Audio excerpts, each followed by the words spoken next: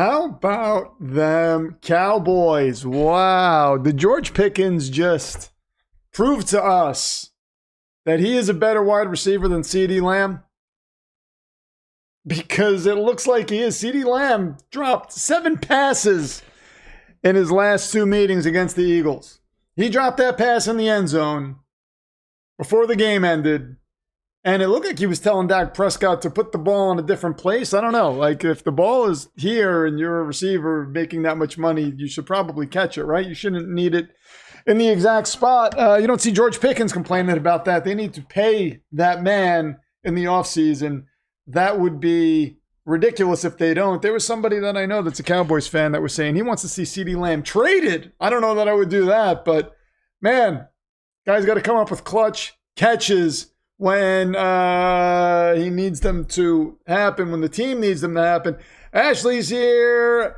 Tom Hartman is here. Rowdy is here. Brian Duesenberry's here. There is your television champion, Rowdy Eggplant. Let's get his title on screen right now. There it is, above my head. And Ashley is your #1 contender. So we've got Demonverse royalty in the chat as we start this game. It says final. It is not the final. The final is not nothing. That should say soon. I thought I took care of everything, but apparently I did not. All right, let me take care of that right now. Unprepared is what I am. No, that's not right. There we go. This game will start soon. My voice is holding up very well. Melissa Klein, your #2 contenders here, says, good evening, everyone. There she is. Browns fan Shador Sanders with a 65-yard touchdown pass. My voice is cracking. That's to be expected after a Jets game. It was really a 1-yard pass, right? That turned into a 60-something yard pass. That's what people are saying. Hey, Shador Sanders was on the other end of that, though. He got the ball where it needed to be. Whatever happens after that, it's nobody else's business but his and the stat sheets.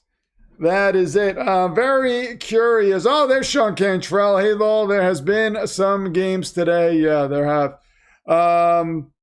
These games today were pretty exciting. I want to talk a little bit about there's your title, Sean Cantrell, your Phantom Lord champion. I want to talk a little bit about what we saw in Dallas. That was crazy.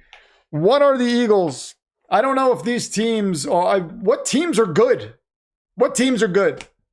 I'm hate watching the Dallas Cowboys because I want a higher second-round pick. But after seeing that, I'm just like, you know what?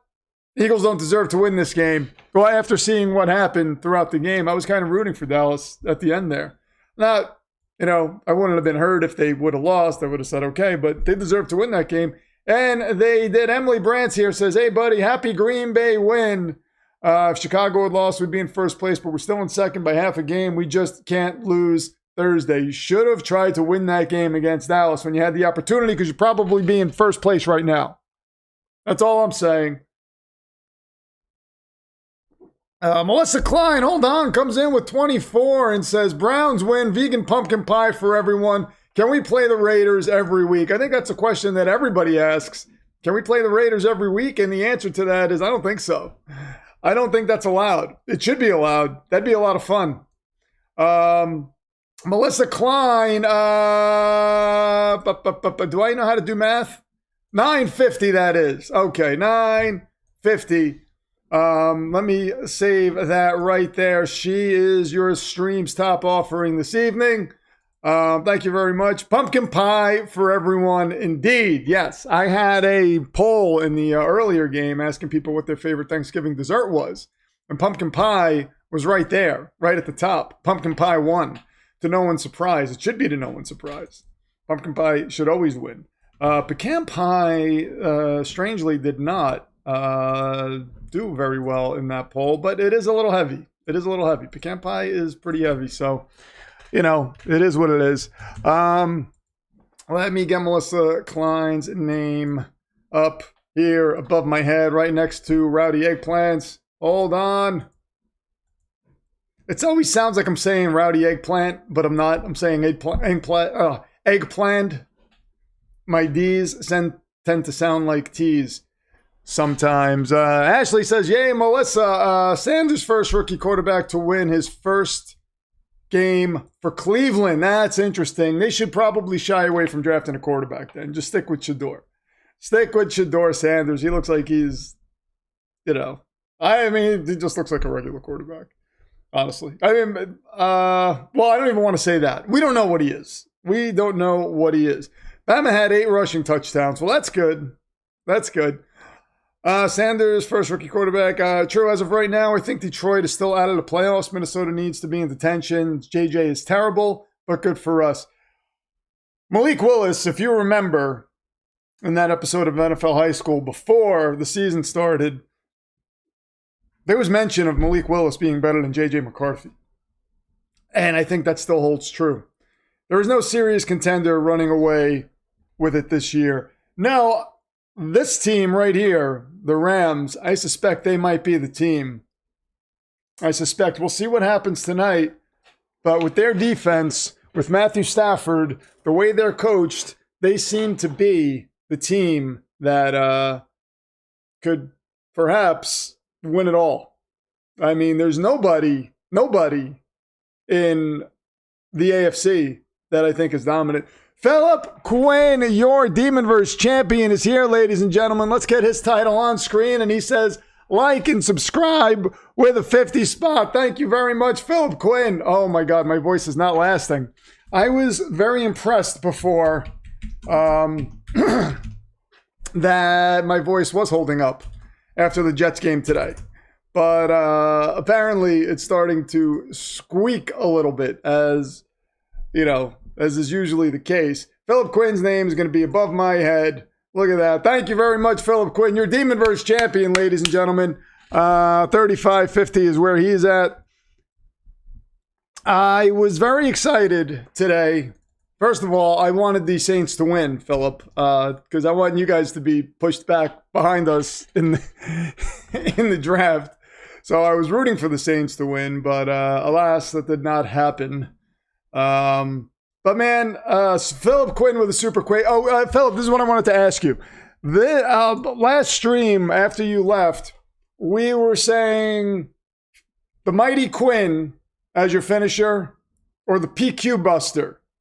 Which name do you like? Do you like the PQ Buster or do you like the Mighty Quinn? We can call you the Mighty Quinn. That could be your nickname, but the PQ Buster can be your finishing move. You tell me what you want. Let me know. And we will call you whatever you want.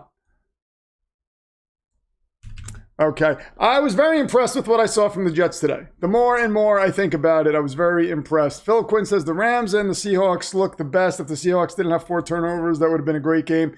Yeah, the fact that they were almost, and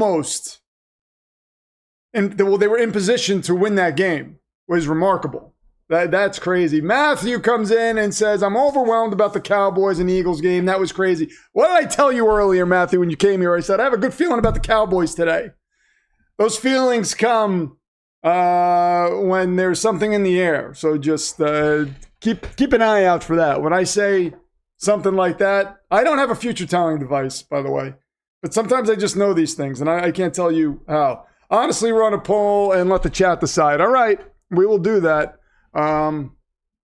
We will right now we will call it the Mighty Quinn, and we'll do a poll maybe a little later in the evening, or maybe tomorrow. We'll do a poll and see what is going to happen with that.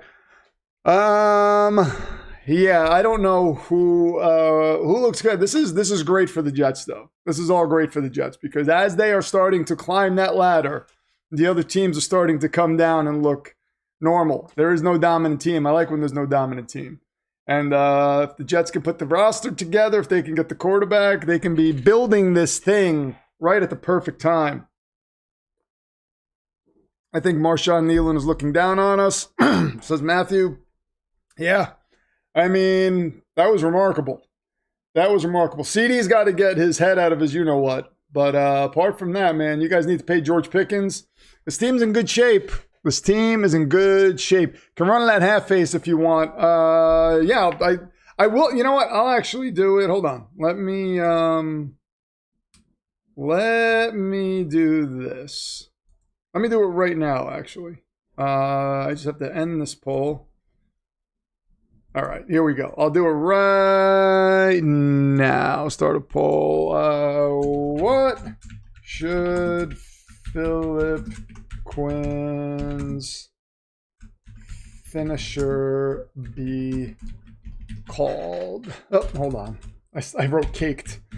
Apparently I don't know how to spell. Okay, there we go.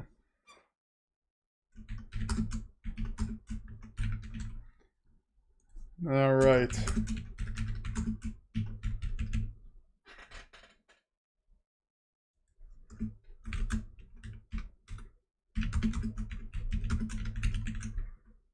All right, I'm going to have 3 options here.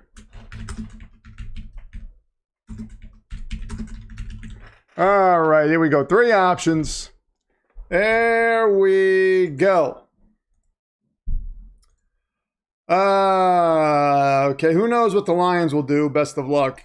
Hey, the Lions, man, how you nearly lost to the Giants is remarkable. The Jameis Winston-led Giants, that is crazy. So, I mean, none of these teams, I'm telling you, the Seahawks, the Rams, they look like the top 2 teams that, then the only reason why I'm a little iffy on the Seahawks is because Sam Darnold can be a nightmare, an absolute nightmare sometimes with his mistakes, as we saw, as was evidenced in the game that they played against the Rams, which they still almost won because their roster's incredible.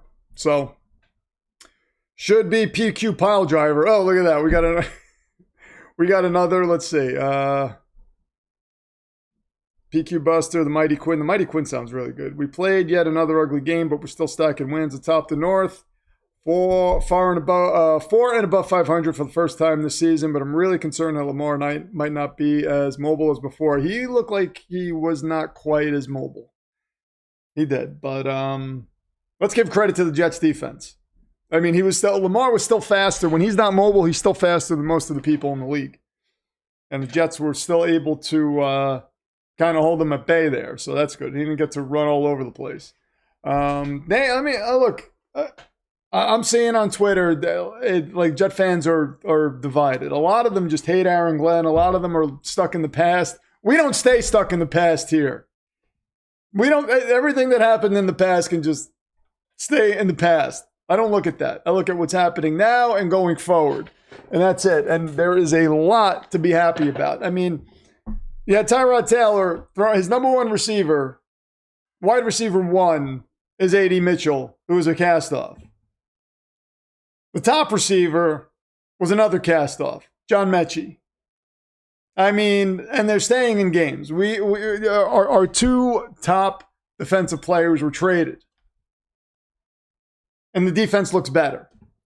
I mean, sure, Aaron Glenn might make mistakes here and there, but the team's not getting hit with penalties. A lot of those penalties were just garbage. Were just garbage today, honestly. So, they're not getting hit with those stupid penalties like they used to. The false starts, delay of games. We're not seeing any of that anymore. Let's give Aaron Glenn some credit. And Xavier Gibson, by the way, who Aaron Glenn said, you know what? Get off this team. After week 1, what did he do today? Fumbled the kickoff in a big spot. All the Aaron Glenn people, haters, were very quiet when that happened. They criticized him for doing that. Oh, a guy fumbles and you're just going to take his job away and blah, blah, blah, blah, blah, blah, blah. Well, look what he's doing now. Still doing the same thing.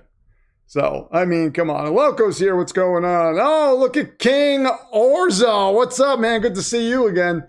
You all played a great game. John Mechie and Adonai Mitchell will make you fun to watch for the rest of the season. Let me tell you something. Adonai Mitchell is getting separation.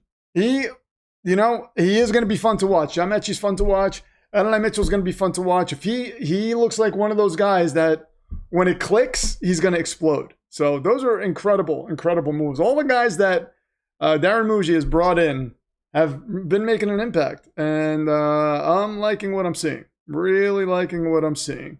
Glass breaks. Nice, non-stressful win for your number one AFC AFC seed New England Patriots. How's everyone doing tonight? Look at Bubba coming in, and he is rubbing it in the face of our number one contender, Ashley.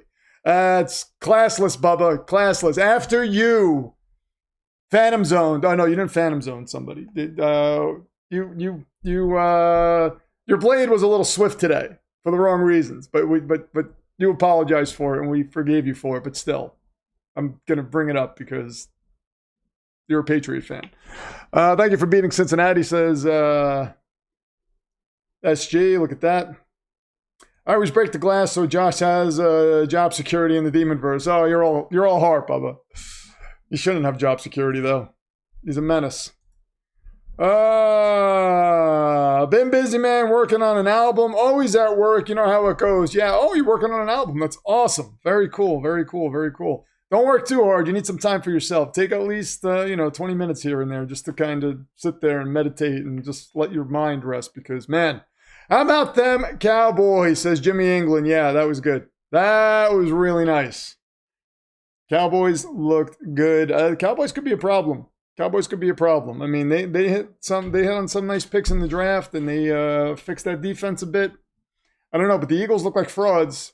The Eagles look like frauds. The Mighty Quinn is winning the poll right now. Bill's Production sent 100 for 2 jewels. Thank you very much, Bill's Productions. I appreciate that. King, who'd you say your team was again? It's been a while. Let me know. Sorry for your loss today. Well, fucking. Look at Bubba.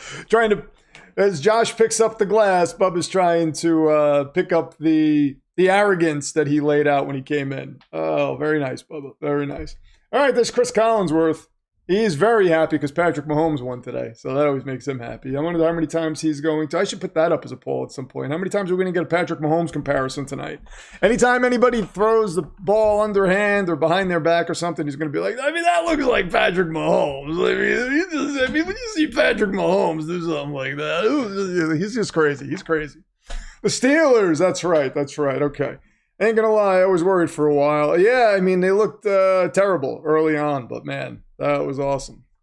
Sorry I missed the morning stream. Was spending time with your parents. Well, I mean, you put it on their TV. What's going on with you? I'm just kidding. You don't have to. Never have to apologize for missing a stream. Come on. It's time for supper. I'll be back in a spell. Enjoy Sean Cantrell. There goes your Phantom Lord champion out to have some supper. Get his energy back up after that victorious win. The victorious win? You can't have a victorious loss, right? That win by his Chicago Bears, who were looking good. Looking good. Also liked what I saw from Quincy Williams and Tony Adams on the defensive side of the ball for the Jets today. Tony Adams is still a liability. Not happy with him. I want him replaced, but he does look better than he did. He's just not I don't want him out there. he's still Tony Adams. But yeah, Quincy Williams is all over the field, man. Franchise tag that guy. Bring Breece Hall back. Breece Hall fumbled, but what are you going to do? They don't look like a mess. They actually look like a competent football team. People are actually complaining, well, Aaron Glenn went for that questionable 4th down. When you look at there's like a sheet that you look at for the probability and whatnot, when you should go for it on 4th down. That sheet, whatever it's called, suggests that Aaron Glenn should have went for it there. So, hey, look, he's got nothing to lose. Got nothing to lose right now. I can't look at that and say, oh, he's going to do that in a big game and cost us a big game. I can't, because right now he's just trying to get these guys fired up. Trying to get them fired up, show them that he has faith in them. I like it. I like the gutsy call. Not always going to like it. If he does that in spots that don't make sense, then I'll question it where it should be questioned. But to kill the guy for doing it in this game at that point, I mean, come on.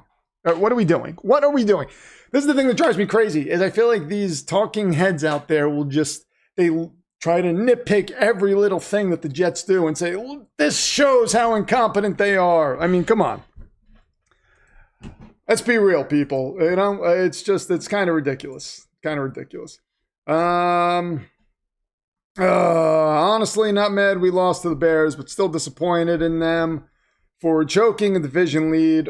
Please detention them until the season is either over or they win back the division. Would you like to keep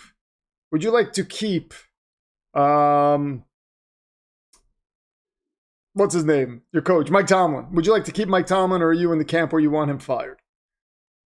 Like, button, smash. Thank you, Jeremy JB. Rant number 1 for the night. Well, I mean, you're gonna be getting rants like crazy going forward with all these. I mean, look, I haven't seen. This isn't talked about enough, and I'll tell you right now, you're gonna hear people talking about this. All the geniuses out there, you're going to hear them talking about this in a couple of years when they look back on everything and they say, oh, what he actually did was smart. They're going to be talking about this and saying, I mean, what a lot of people don't mention and what they don't realize is Darren Muji in season was bringing in players that really helped the team. That's what they're going to be saying. Nobody's talking about it now. No, because the easy thing is to say, well, the Jets are a mess and they'll look at their record. Let's just look at their record and call them a mess. That's the easy thing to do. Bunch of fiends out there that don't pay attention and they just like to point their finger at a team and say, oh, look, you suck. I hate that. I mean, let's call it for what it is. Just Black Friday. Yes, just Friday. Black Friday. No Thanksgiving. Yeah, I'm just going to do the Black Friday game. Mike Tomlin needs a GM to draft young, cheap talent. Yeah, I mean, but when you're Mike Tomlin, you're not going to want to put that in the hands of somebody else. You're still going to want to do it yourself. So, I mean, I don't know. I get it. Steelers fans, the ones who want Tomlin to be fired, I would just caution you, pump the brakes a little bit. Look what the guy's done with no quarterback for a long time. I mean, who's this quarterback today? And they almost beat the Bears. You know, you go down that head coaching path where you don't know what this guy is, who's your head coach, and he's bad, and now you have to go through another one. That's the head coaching abyss. You don't want to go down there. You stick with the guy who you know is good, and all he needs is a quarterback. Now, something that people like to point out is, well, George Pickens, it was a mistake to get rid of George Pickens. And I'll say that. But maybe George Pickens also needed a change of scenery. We see that all the time. Guys just need to change the scenery sometimes. Dak Prescott is by far and away a better quarterback than what they have in Pittsburgh, what they've had in Pittsburgh. And in Pittsburgh, you didn't have a CeeDee Lamb playing opposite George Pickens. So that opens things up too. But George Pickens is man, he is on fire right now. He might be the best receiver on that team. I mean, that offense is pretty good. Oh, and wait a minute, I got a prediction to do. I didn't even do that. We got the game starting. Prediction: Rams 27, Bucks 20. Baal is rooting for the Rams tonight, but the Bucks are getting the ball first, so Baal has got to go to the Bucks side on screen, and we are underway, ladies and gentlemen. Here comes Baker Mayfield. PFF ranked 14 of 32. There's Rashad White. Is PFF ranked number 9? That's interesting. Talent is good, but they're not properly utilized. For example, George Pickens. Yeah, I mean, you could say that. But again, it's tough on offense. I mean, look at A.J. Brown, who's angry. They just won a Super Bowl. He's angry. And part of the reason he's angry is because Jalen Hurts is not a good quarterback. I mean, he's an okay quarterback, I'll say that, but he's not a guy, he's not in the realm of Joe Burrow or Matthew Stafford or something like that. You need a quarterback in this league. And for Mike Tomlin to do what he's done with no quarterback is remarkable. That's one of the reasons why George Pickens was the way he was in Pittsburgh, was because of the lack of a quarterback. As a non-Cowboys fan, I am surprised by most people's take on Dak. He is like a top 10 quarterback. For a little while, I feel like he was in that 10 to 15 range, but I think he's firmly cemented himself in that top 10 for now. We'll see. I mean, I don't know that that'll change if they keep these receivers, if they keep this receiving core. Jalen is a top 15. Yeah, top 15, yeah. I mean, we can go through quarterbacks and see who you would take over Jalen Hurts. I mean, let's get the guys out of the way right now that you want to take over Jalen, that you would take over Jalen Hurts, by the way. Mahomes, obviously. Josh Allen, Lamar Jackson, Justin Herbert, Baker Mayfield, Sam Darnold, Matthew Stafford. That's 7 right now. As Baker Mayfield gets it to Sean Tucker. Jaden Daniels, I think you would absolutely put there. That's 8. Right now you put Drake May there. That's 9. Who else? Could we put Aaron Rodgers there? Could we put Caleb Williams there? If we do, that's 11. Goff, that's 12.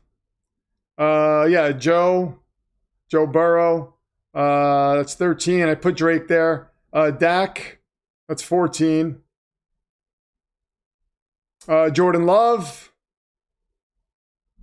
that's 15 right there. So is he top 15?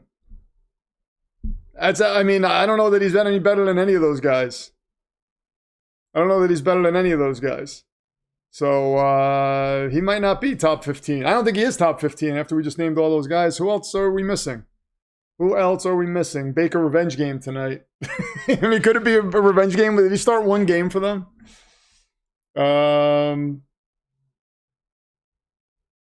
Brock Purdy. Would you take Brock Purdy over Jalen Hurts? That's 16. Tyrod Taylor, of course. No, not Tyrod Taylor.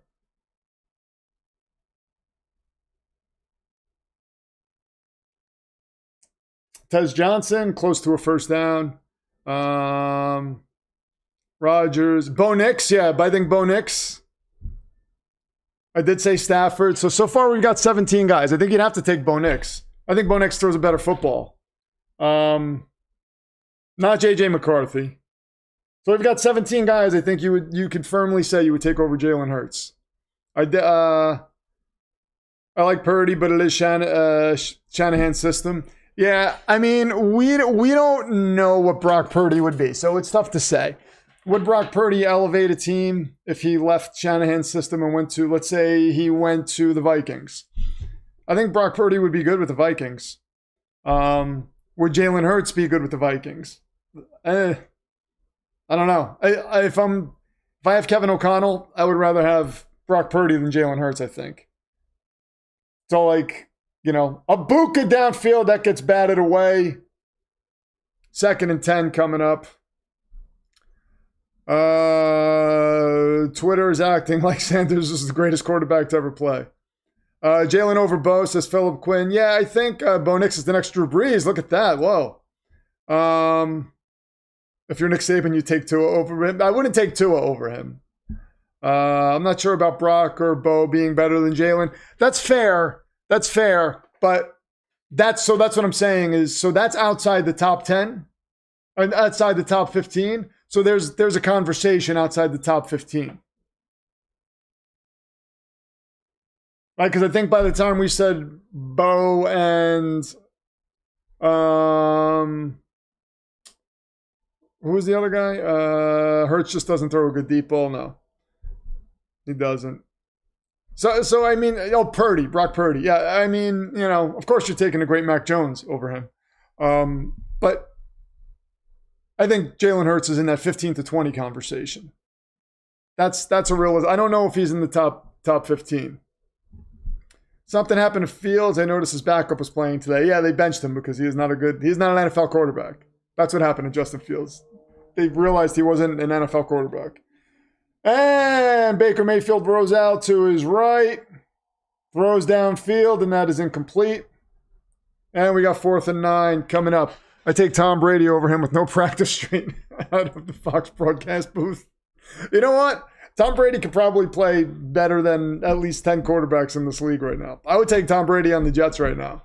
He would give us something much better than what we're getting. Oh, you know who we didn't mention? Daniel Jones. That's another one. Although, Would you take Daniel Jones over him right now? T-Bone, what's going on?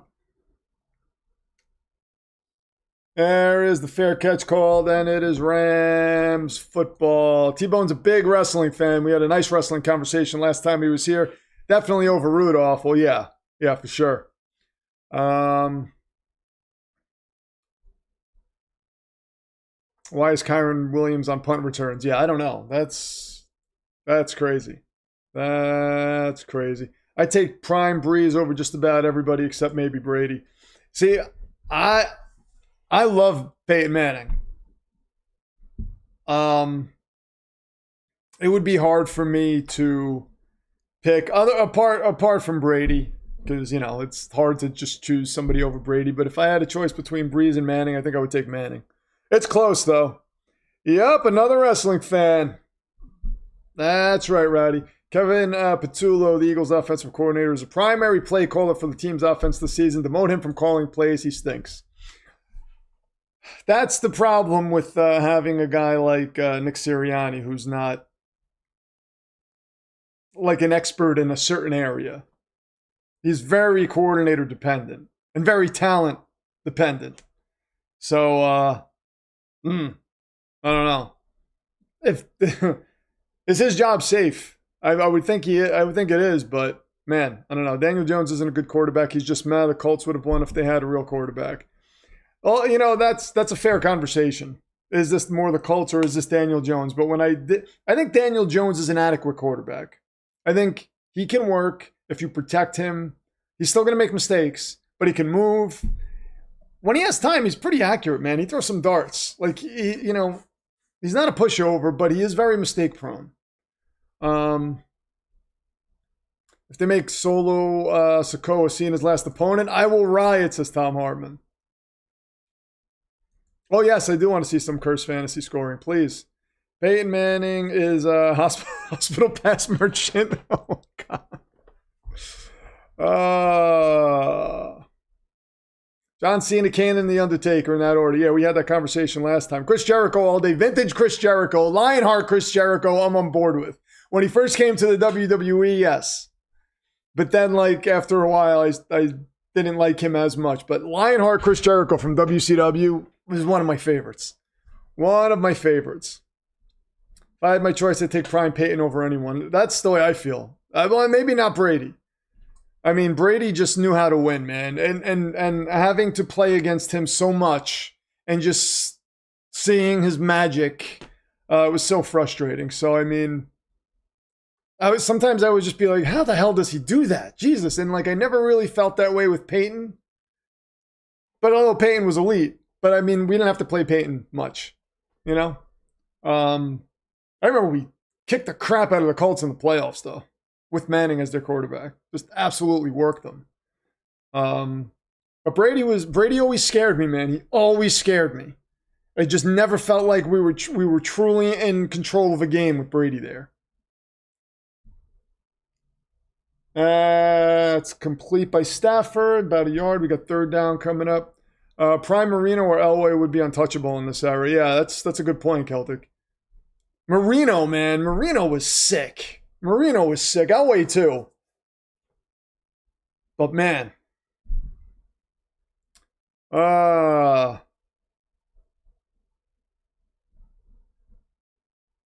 NBC and Fubo are fighting, so no game for us. Luca, I will keep you up to date here. Because YouTube is not fighting with Disney anymore. Oh, that's tomorrow. That's Monday night. Devontae Adams with the catch. Gain of 13. They are at their own 36 right now. Elway would be godly in this era. Yeah, I think he would. With the way receivers are protected now, these guys would just eat. They would be ridiculous. I'm really rooting for John Mechie and Adelaide Mitchell. SG, man. You're SG knows. He's one of the few that see what's happening. He sees what's happening. He knows. And he will always get credit for me from this. Credit from me for this. I'm rooting for John Mechie and Adelaide Mitchell to be successful wideouts in this league. They have the tools to be great players. Jets just need a damn quarterback upgrade. Well, let me show you a little something, SG. that is, I think it's a beautiful picture. I don't know. I don't know what you guys think. But, I mean, we got some of that. Oh, look at this. You know who that is? You know who that is? I mean, you can see through his green jersey. Maybe if I put it here. No. That is Fernando Mendoza in a Jets uniform. I just got that handy. I have that handy. If you like Lionheart Chris Jericho, you should have seen him in Smoky Mountain when he first came to the States. I didn't see that. I might have to look that up on YouTube. I'm sure it's there. And there goes Puka down to the 27. Kevin comes in and says, Tua with an exclamation point.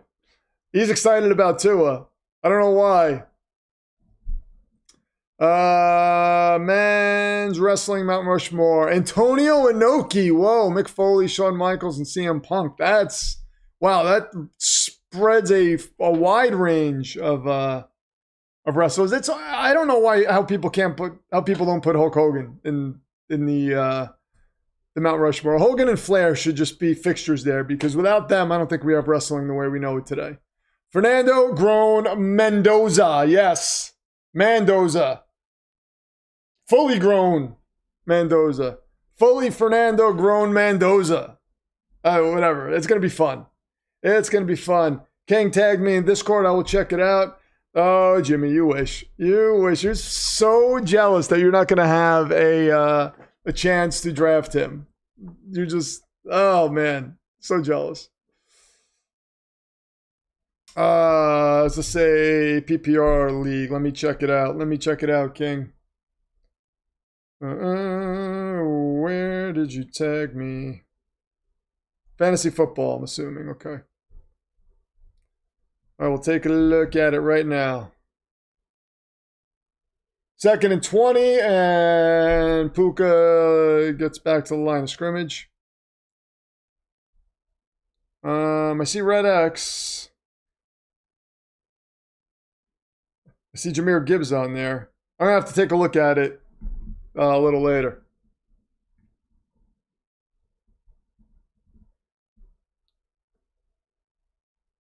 Stafford hits Puka on the sideline. That is a catch. That's a first down.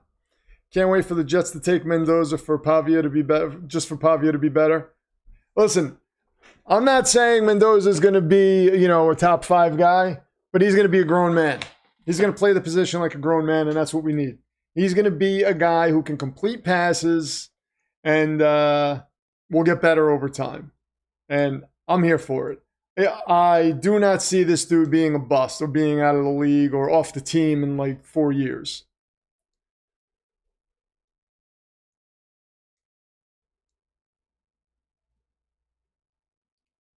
Stafford gets the ball off.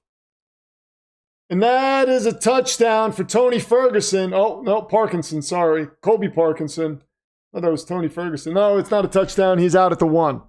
Flair, I agree. Hogan was too much shown, was never good in the ring. What I'm saying is, in-ring ability and everything else aside, wrestling is not what wrestling is today if it weren't for Hogan. Ty Simpson's underrated. My problem with Ty Simpson is doesn't have a lot of starts. Look at the guys who've come into the league with few starts. I mean, the best of them is Kyler Murray. We're talking about Mitch Trubisky. Who else? There are a few guys that came in without starts. Trey Lance is another guy. I don't trust it. It's way too risky for a team that has been thirsty for a quarterback for decades. So, I mean, he could be good, but I don't know, man. I don't trust it.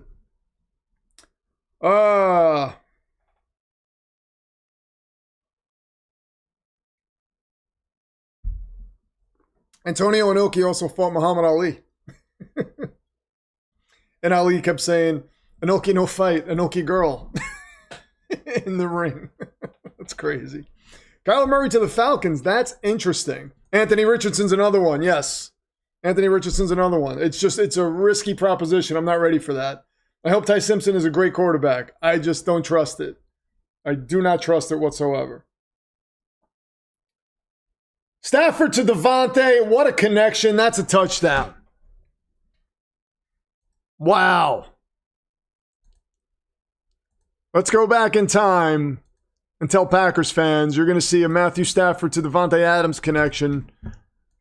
They would think you were playing games with them. Ashley with the 20 spot, your number one contender, says, congrats to the Pats. I can't wait for Thanksgiving and the return of our Lord and Savior, Joey B. Yes. Thank you very much, Ashley. Your number one contender. Yeah, Joey B is coming back. Coming back. That's going to be fun to see. Kick is up and it's good. And we got a 7-zip game. All right. Let's see if Tampa can strike back. All right. Let me update this. There we go. Okay.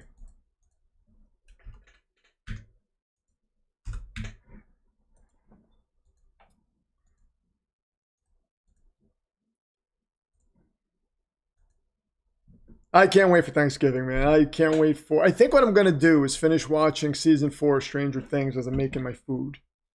Like, as it's cooking and everything, and I have to get up every 30 minutes to check it. Like, the roast and whatnot. I think I'm going to throw Stranger Things on. I was going to watch Thanksgiving, the Thanksgiving horror movie, but I've seen it already. Maybe I'll watch it again. I probably will. Probably will. Ashley is up to 974.38 as your number one contender. Thank you very much, Ashley. Bengals fan extraordinaire. There is I started watching Bloody Christmas, and wasn't into it. Was not into it. Have you guys seen it? I was just kind of like, I feel like I don't mind cursing, like swearing. When they start using it, there's like a point where you start using it too much, and it sounds like you're just trying to be cool. And it really, like, now it's just every other word. That's what that movie is, especially in the beginning. It's like FFF, FF, FFF, and I'm like, so the dialogue's pretty bad, the acting's pretty bad, and the concept is so cool, though. The concept is so cool. I just feel like they dropped the ball, and maybe it gets better, but I didn't. I got to like the first couple of kills, and I was like, I'm not really down with this. You should watch Planes, Trains, and Automobiles. I did last year. I did. You're on season 2 of Stranger Things? Everybody says that Stranger Things wasn't good in season 3, and I liked season 3. I will admit it wasn't as good as the other seasons, but I still liked it. I still thought it was great. I've seen Simpson a lot as a Tennessee fan, and I wasn't impressed as Jimmy England. Yeah, I mean, I don't know. He could be a good quarterback. I don't know. He looks like he plays the position like an adult, but again, it is college. I just don't like that he doesn't have a lot of starts under his belt. I don't want to put with the draft picks that we have with this new regime. I want a quarterback that has starts under his belt. To me, Mendoza looks the part. He's got the size. He is a super intelligent guy. That says a lot. I'm just like sold, man. Hearing him talk to Urban about football and seeing the look on Urban's face, like Urban looked like he was shocked. I'm not the biggest Urban Meyer fan, but the guy knows football. Not NFL football, maybe, but he doesn't know how to coach an NFL team. But the guy knows football, and when he was hearing Fernando Mendoza talk about his process, he looked like he wanted to cry. And, man, I wanted to cry at that point. So I'm just very excited. I'm going to try to binge watch Supernatural before it leaves Netflix. I didn't like Supernatural. I did not like Supernatural. I couldn't get into that. 2 years under Nick Saban for Ty Simpson. And is this Tucker? Tucker gets a gain of about 3 or 4. Yeah, I could not get into Supernatural whatsoever. 2 years under Nick Saban for Tyson. What is your GUX? Oh, is this it's Geo? Is that who you are? Because we got these handles now, so I don't know. I don't remember. I mean, sometimes you guys look like you're in disguise. I don't know who that is. It looks like it might be It's Geo.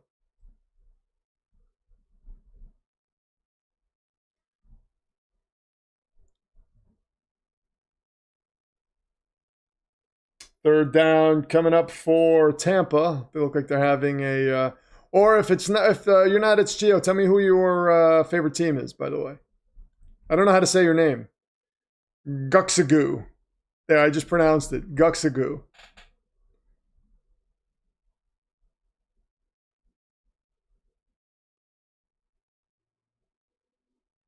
Third and 4 coming up. Baker working out of the shotgun. Back to pass. Throws over the middle, and that is caught by Chris Godwin. And are they going to say that's a first down? That is a first down. Yes, he just got it. Nice. Ty and Julian Sane are the last two of Nick Saban's recruits. Soldier says robots in disguise. That is basically Christmas Bloody Christmas. The movie was not very good. I have to watch the rest of it. Maybe it gets better. Abuka loses about a yard or two on a screen pass, taken down by Durant.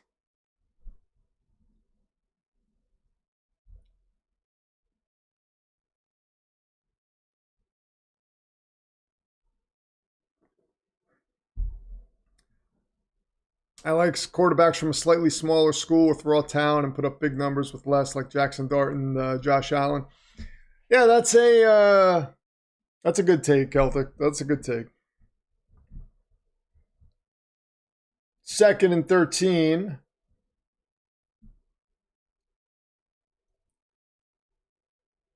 Oh, Cade Otton bobbles the ball, and he has it taken away.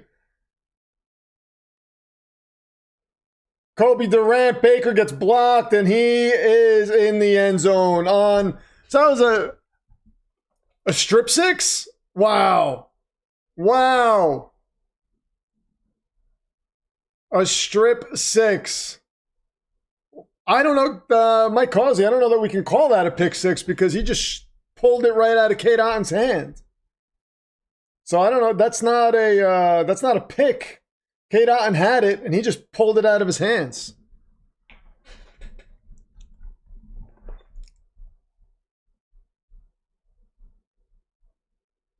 So Chris Collinsworth saying there was a little bit of a knee on the ground. This has not been confirmed as a touchdown. Otton had control.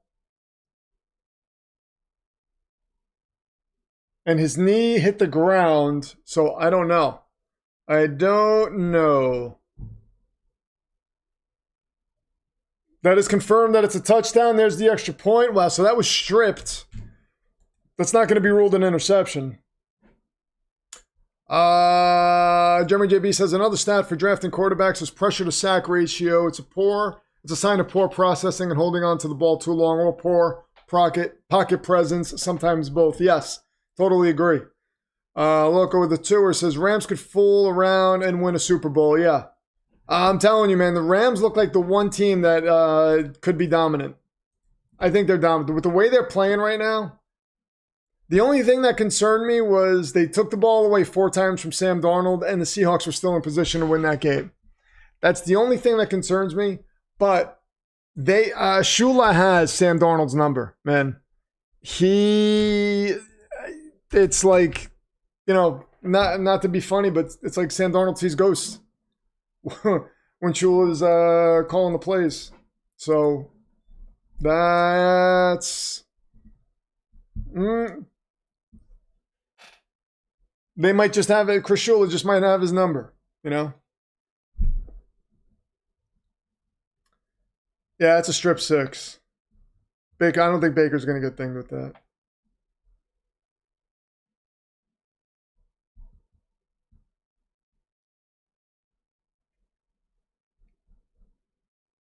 But yeah, I really want Mendoza, man. He's the only guy that I'm looking at right now that I'm like, you know what? I would feel good about that.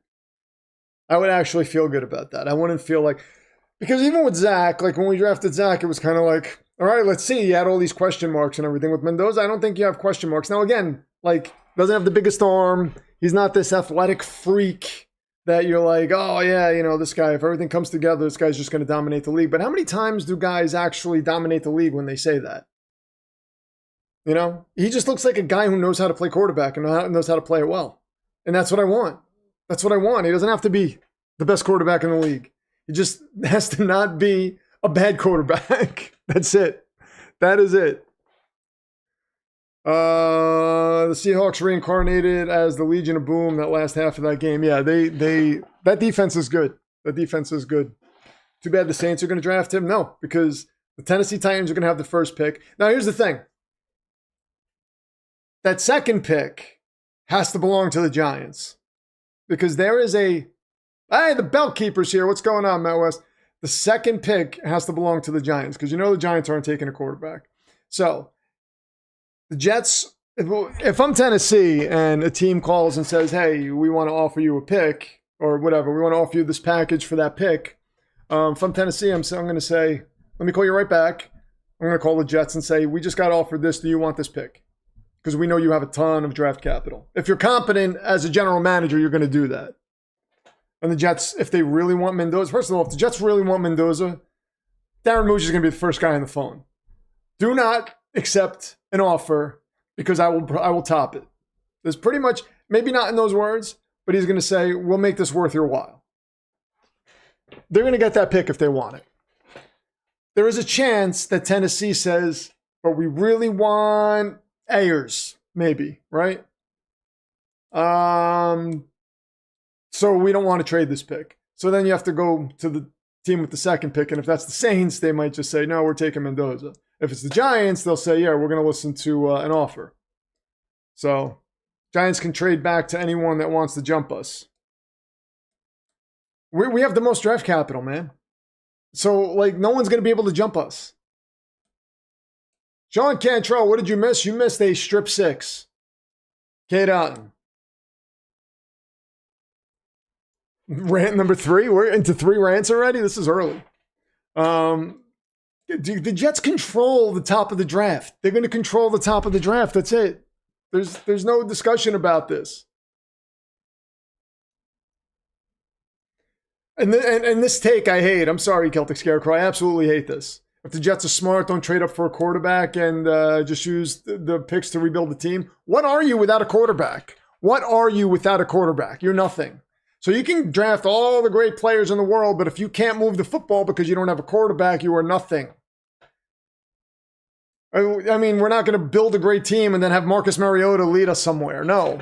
You need a quarterback. You have the draft capital. They can give up 2 firsts and a second and whatever, 5th, 4th, and then still have a first rounder this year, a second rounder this year, 2 firsts next year, and the second next year. That's plenty of draft capital. It's almost like you traded up and got Baker gets sacked now, 4th down. This is going to be a bloodbath. This is going to be a bloodbath. Wow. But I mean, you could trade that much draft capital and still have an excess of draft picks to build your team with. You kidding me? You still have 3 first rounders in that scenario over the next 2 seasons. And if you're smart, I would say trade your 26, both your 26 this year. If it's going to be 2 firsts, trade both your 26 and the second this year. So then you get your quarterback, you have your second rounder, and then you go into next season with 3 firsts in the 27 draft. But still, having 2 firsts in the 27 draft is pretty good. Just don't get the quarterback killed while you're waiting to draft an O-line. But their O-line is good. Their O-line is good. We don't have to draft an O-line. We have bookend tackles that are 23 years old. Bookend tackles that are 23 years old. We have Elijah Vera Tucker coming back. He's under 25. I mean, their line is good. I think it was ranked, PFF had it at 17 or something, but their line is good, man. Arizona took 2 quarterbacks back-to-back drafts, Josh Rosen and Kyler Murray, went past the Giants and heck the Titans to follow suit. Well, the problem was Josh Rosen was terrible, and Cliff Kingsbury, before that draft, had said, if I am in a position, before he even knew he was going to be the Cardinals coach, if I had the first pick in that draft, I would absolutely take Kyler Murray because he loved Kyler Murray. That's why they took Kyler Murray, because Josh Rosen was not good at all. Didn't show anything. And Cliff Kingsbury absolutely loved Kyler Murray because he knew him from somewhere. I don't know. But he absolutely loved Kyler Murray. Before he was the coach, he said, I would take Kyler Murray in an interview. And then he was in that position, and he took Kyler Murray. Giants and the Titans aren't doing that. The Titans aren't using the first pick to take a quarterback this season. They're not doing that. If it was like Arch Manning or something because of the name, I would say maybe they would do that. They're not doing that for Mendoza. They're not doing that for Mendoza. Neither of the Giants are definitely not doing that for Mendoza.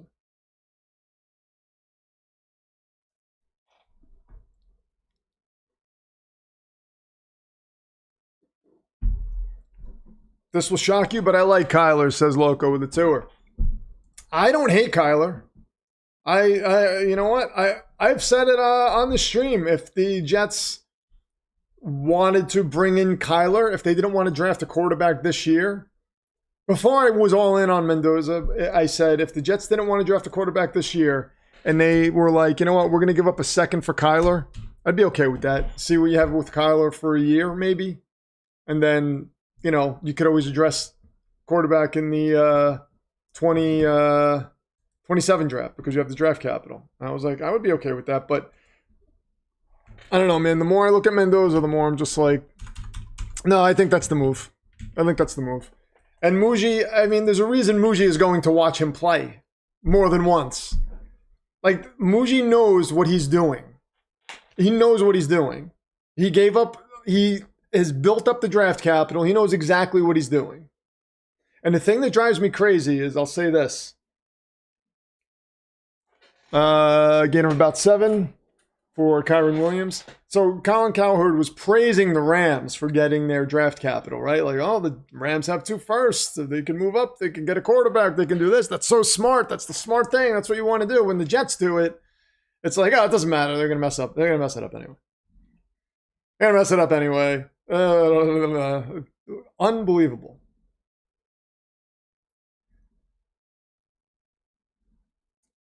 Second and 4.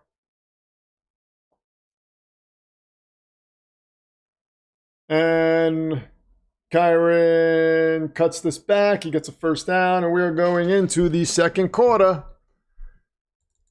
Second quarter. So that's what Darren Muji did. Darren Muji said, yeah, let's get draft capital for these players. And now he's going to see Mendoza. He's got this all figured out, man. He's just like, I'm going to get who I want. And I'm going to have the draft capital to do it.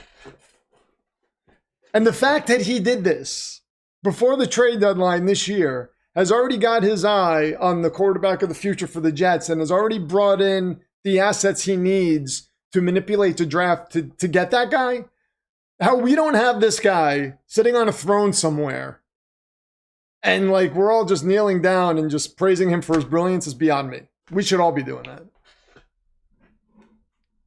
I mean, do the Titans strike you as a competent organization right now? The Giants might have a new GM in a couple of months. New GM usually means new quarterback. And can anyone trust Start with his concussion issues? The Giants are not taking a quarterback. I don't know how many different ways to tell you this. They're not taking a quarterback. Jackson Dart doesn't have concussion issues. He had a concussion because he plays. That's going to be the big selling point to bring in a coach there. Is look, we have the quarterback already. The Giants aren't moving off Jackson Dart because he had a concussion this year. That's not happening. The Titans, I mean, I would be shocked if they were like, you know what, we're going to take a quarterback with the first pick. First of all, I think their fan base would burn their stadium down. But I don't know. I would be willing to bet anything that that's not happening. Get Mendoza. Look at Soldier.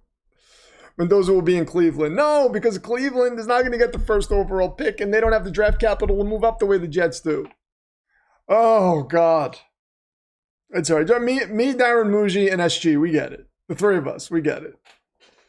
That's it. SG, it's just us. We're on an island here, man. We're on an island. It's me, you, and Darren Muji. We're all just hanging out on the island like, they'll see. We're like warming our hands up in the fire. They'll see. They'll all see. But please, stop saying the Giants are going to take a quarterback. The Giants are not taking a quarterback. I don't know how many different ways to say it. It's just not happening. The Texans, they're not taking a quarterback. Cam Ward has almost won the past 2 games. They're not taking a quarterback. They're not looking at Cam Ward and saying, this guy can't play, he's the problem.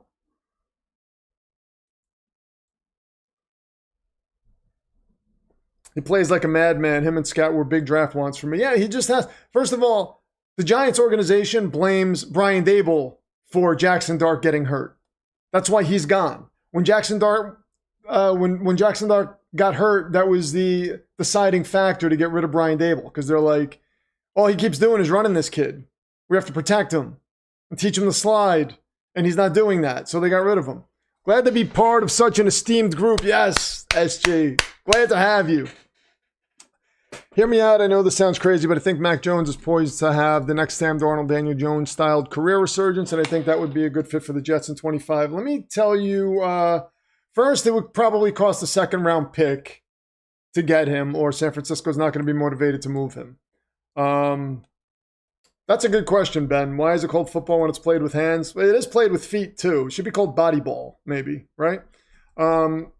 So it's going to take at least a second-round pick. If they're not getting a second-round pick, I don't think they're going to be motivated to move him because Brock Purdy's injury history and the way Mac Jones plays that system so well.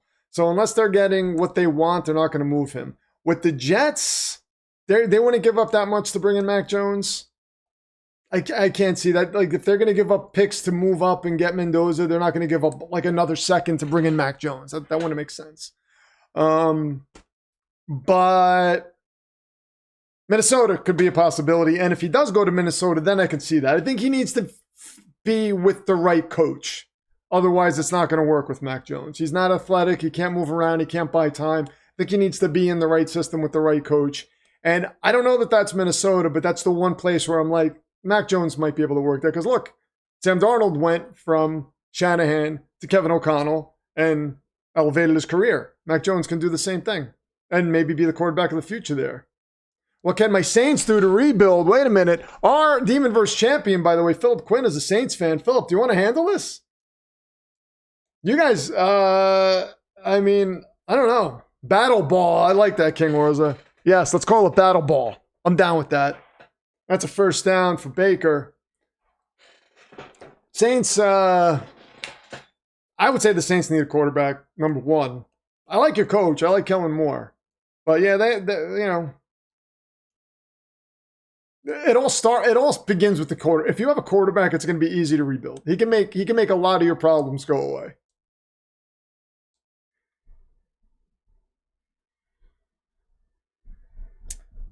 First and 10 for Matthew Stafford. He rolls out to his left. He gets the ball. It's broken up.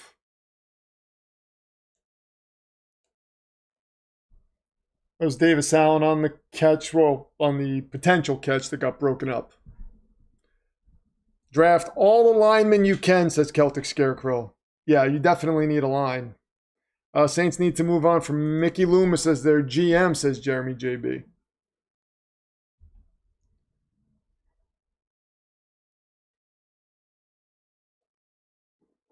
I have no desire to see that movie. Him? Absolutely none. Was it good?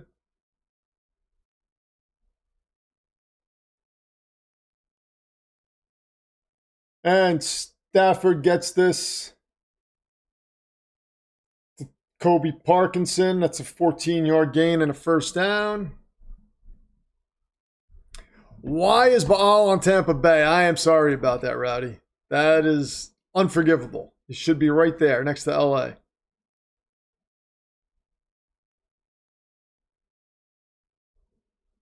Rowdy did not like him. Yeah. Stop that, Bubba. This is black tea. You got me. I'm talking about the Jets in the draft. Like, Baal is just sitting there chilling. He's like, whatever. Blake Corum. gets a first down. We're going to have a 1st and goal from the 4 coming up. So you guys thought it wasn't good, but you were hooked.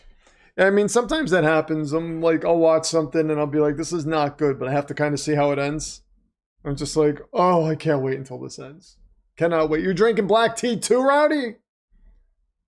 Oh, Baal, you're talking about. Baal doesn't drink. Baal is just, he's drunk on his demon life. 1st and goal from the 5. Stafford floats this to Puka. That's incomplete. Oh yeah, I can't wait for draft season, man. The Jets might even try to hit up Tampa Bay and be like, not Tampa Bay, sorry, Tennessee, if they have the 1st pick, which I think they will, before the draft, and say, just give us that pick now. Here, well, let's get everything done. We're not waiting for draft day. Let's just do it now. Let's settle it now. Here, what do you want? A beer and coffee drinker, you'll die at 44. No, you are not allowed to go that early, Rowdy. You got to stay here. Oh, yes, Hassan. I am so ready for Thanksgiving. You see the Thanksgiving decorations in the background, by the way? Look at that. That should tell you. That should tell you. I got my Wawa half and half. You went to a Best of the 2000s emo rock concert last Friday? Get out of here. Story of the year, Sense Fall, Armor for Sleep. Interesting. Interesting.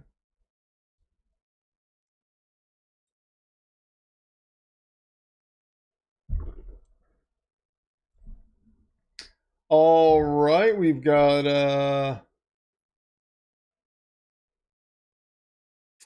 3rd and goal for the Rams. Stafford back to pass. Oh, and Kobe Parkinson in the end zone. We've got a 20-0 game, ladies and gentlemen. This has all the makings of a blowout. Wow. The Rams. Insanity. Wow. This is crazy. I don't know. Well, we saw the Cowboys come back from a 21-0 deficit. Can we see the same thing tonight? Tom Harmon says belt. Do I Thanksgiving parade? Do I watch the Thanksgiving parade? No, I usually put on like sitcom, Thanksgiving sitcom episodes like How I Met Your Mother, Slapsgiving, stuff like that. That's what I usually watch in the morning. 21-0. I'm not a big parade fan. I don't, unless it's a Jets victory parade for the Super Bowl, I'm probably not going to watch it. I'm not a fan of parades. I'm just like, what are we doing here? We're just standing here watching people wave at us? I mean, what the hell? Loco with a 5 says, I'm not going to lie, I'll be happy with the Denver playoff win this year. I think they are getting a lot of good pieces. Need a premier receiver, though. I think they do have a shot at the Super Bowl, to be honest. That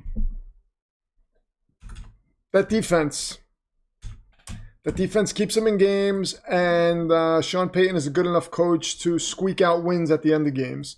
So that is a good situation. I think they could possibly make that happen. We'll see.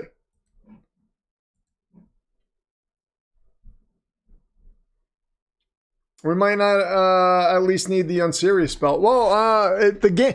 You see, the unseriousness occurs when the game is ridiculous. But the Rams are playing good football. They're just beating the Bucs. So I don't know that we can deem this game unserious. Rams are the team to beat this season.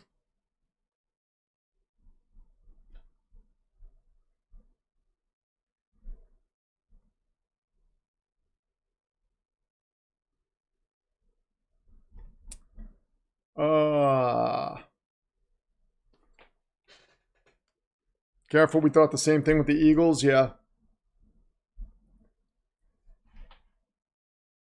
Eagles were down 21-0. I mean, Cowboys were down 21-0. But it is the Eagles. The Rams are different than the Eagles. I didn't think the Bucs were going to win, but I thought they'd keep it close. Yeah. I didn't think they would win either. But I didn't think it would be like this. Rams beating an over 500 team is the opposite of unserious. The Rams look like a unit, man. They are well coached. They have the quarterback. They have the weapons. Sick defense.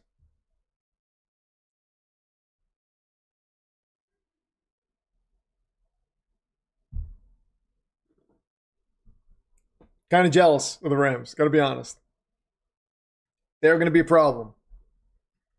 And they are one of the teams that can...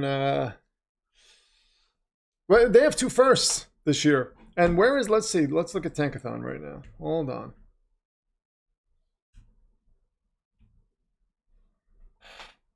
Right now, the Rams hold the 11th pick because of Atlanta. So, I mean, if one of those quarterbacks drops, and the Rams like them, I mean, they could package together picks and move up and get their quarterback of the future. But the Rams having 2 first-rounders this year, man, that's insane. That is insane.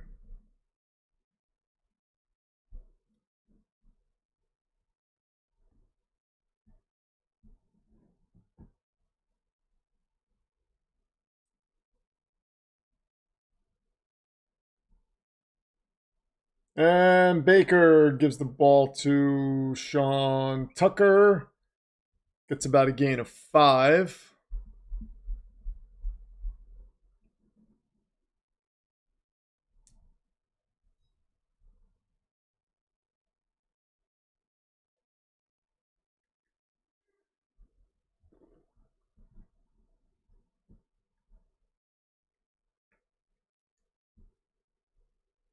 So Baker, 2nd and 6.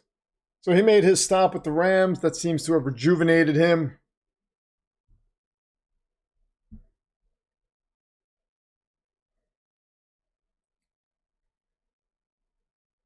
Baker throws this in the dirt. Got a little pressure.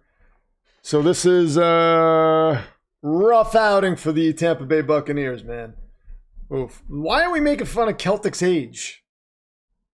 What is going on? Celtic, don't listen to these people. Do not listen to these people. You have knowledge. Knowledge that they can only hope to have at one point in their years. I know my coworker called me a boomer because I have friendships older than her. Here is Baker working out of the shotgun on 3rd and 6. Mayfield's going to run, and he gets the first down, gets it to about midfield. All right, so the Bucs are still alive. Why is everyone in this chat so young? I'm old enough to be some of you guys' grandfathers. I don't think everyone is, just a handful. But the young ones like to point out that that they're young. Which doesn't make sense to me because they're going to get older one day, and then it just shows me that they're going to feel bad when they get older. And it's like, don't feel bad when you get older. Are you crazy? I remember the orange VHS. 1st and 10. Gain of about 1 for Rashad White. VHS tapes were awesome. Those sounds of just like putting a movie in back in the day, I mean, you can't beat that. I gotta move Baal again. Baal's a little tipsy tonight. Let's get a demographics poll. All right, so we're calling it the Mighty Quinn. Phillips' finishing move is the Mighty Quinn. So what should the poll say? King was being made fun of for being 24. No matter how young you are, someone's always going to be younger than you, and they're going to be like, oh, you're old.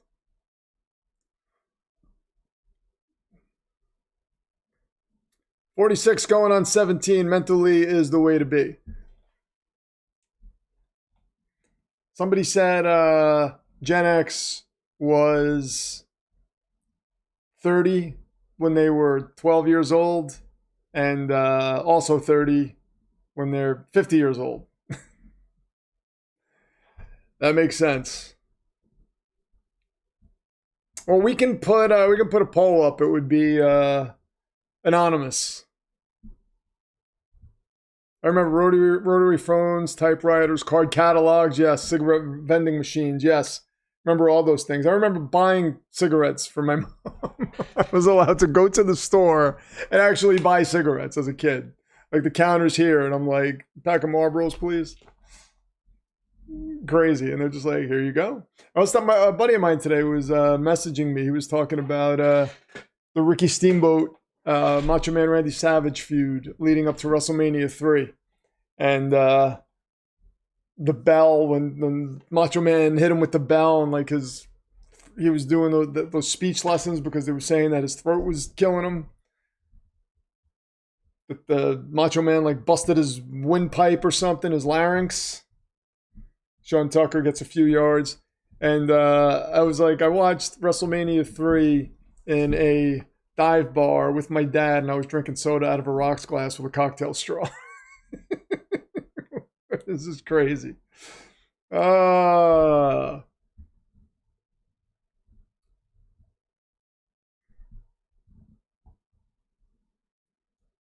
Soldiers same getting ciggies from my parents. Yeah, it was crazy. They were just like, here you go, young man. Anything else? You want a six-pack with that? 2nd and 1.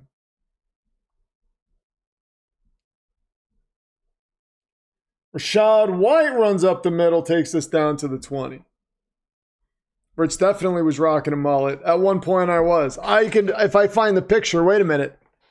I feel like getting a picture. The pictures are right there. Do you want to see the mullet? Do you want to see the mullet? My favorite match of all time is being mentioned. Yeah, the Macho Man, that's my favorite match of all time. Macho Man Randy Savage and Ricky the Dragon Steamboat, WrestleMania 3. That was insane. That was insane. 1st and 10.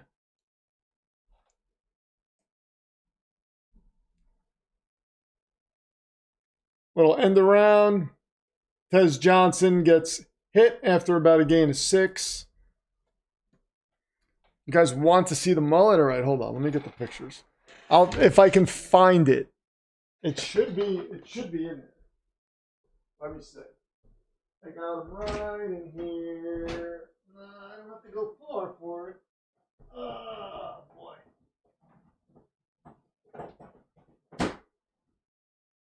All right, let's see. Let us see. Box of pictures. Old school pictures. Hold on.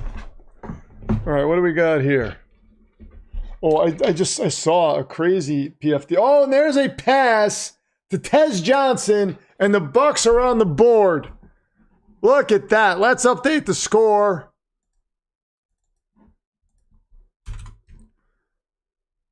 (21-6). Well.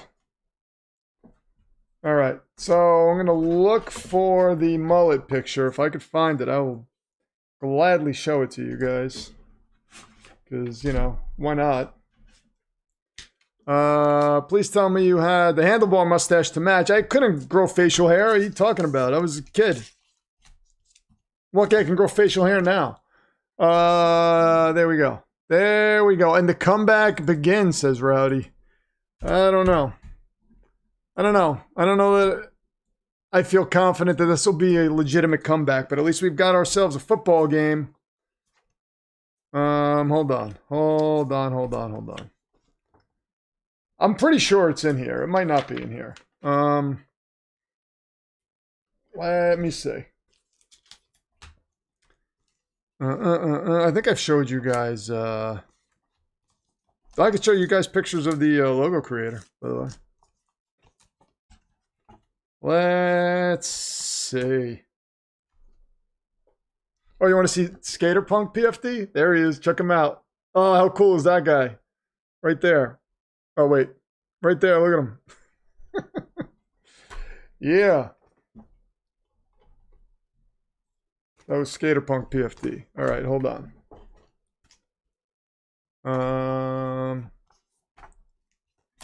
I could show you guys.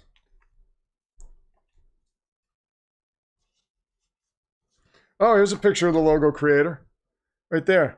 That's me holding the Dungeons and Dragons dragon. And that's him holding Clawful from Masters of the Universe. And then that's his sister in the middle.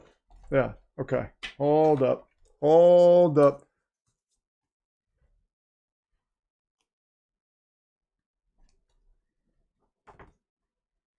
Oh, and there's Coach PFD right there. Look at him. Look at the look on his face. Look at the look on his face. Oh, man, that's a coach, right? Damn. That's hardcore baseball energy. How grainy, how grainy were the photos? Yes. Those are old photos. Oh, wait, hold on. All right, hold up, hold up, hold up, hold up, hold up. It's got to be in here somewhere. It's got to be in here somewhere.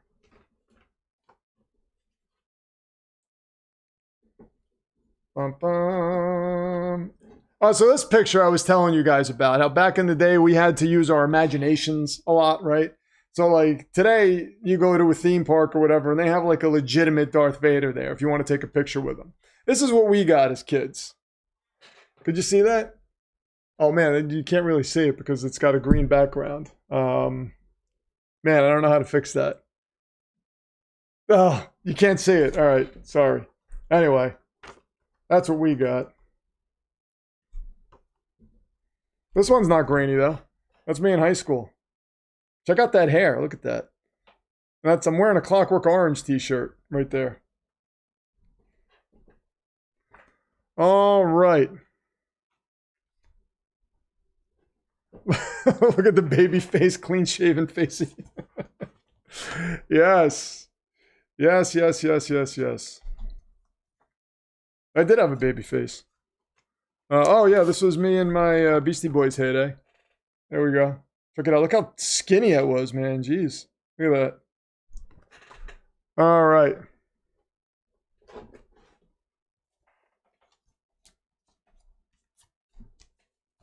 Hold on, hold on.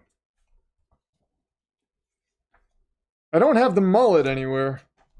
The mullet was when I was like young. Can't find it. It's in here somewhere.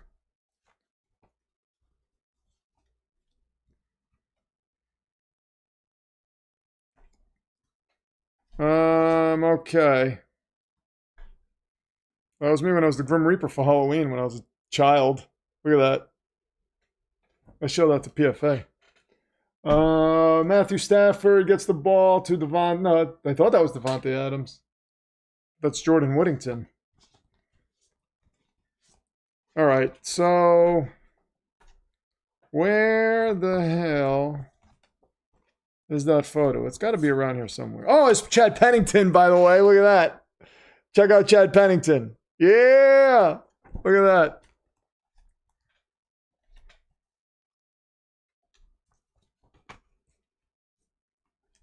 And there I am with a Sting mask on, you know, just getting ready. All right. Stafford throws downfield, and that is caught. That's by Puka. Takes it to the 38.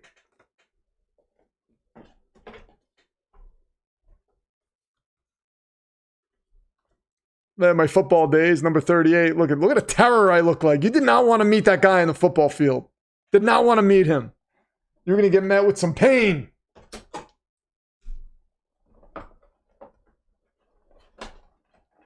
Little sidearm swing. All right, hold on. I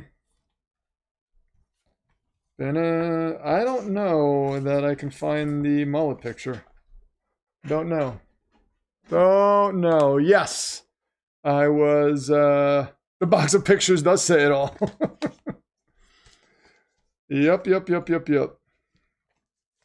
I was in high school in the 90s. Yep. I was.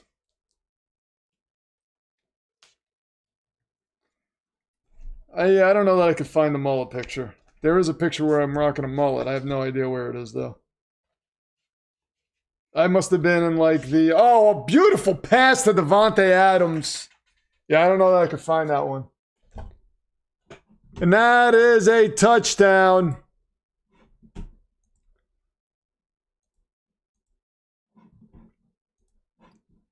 Let's get the score up. It's going to be 27-7. Kick is up and it's good. 28-7. 28-7. Disaster for Tampa Bay. Oh, Taps with a tour says, I need more of the football days. What position? Wide receiver, defensive back. I don't know that I have other pictures of my football days. I don't even have pictures of my hockey days. Nobody took pictures of me. Nobody wanted to get me on camera for some reason.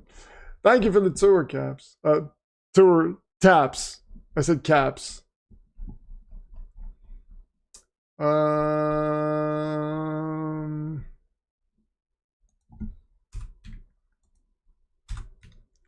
Yeah, box of pictures says it all. I mean, this was a lot of these were my mom's pictures, so I just grabbed them.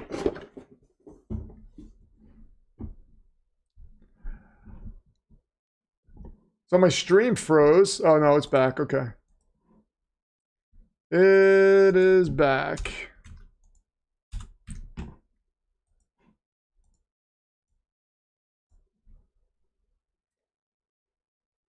Not a linebacker, no pain involved. No, I dished out the pain is what I did. Dished out the pain on both sides of the ball.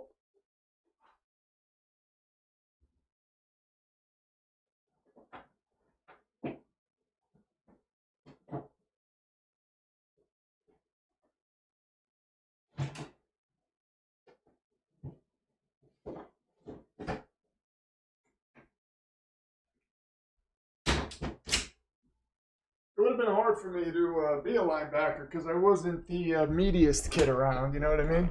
So, although I did have a big appetite, I just couldn't put on weight back then. Father Dismas is here. What's going on?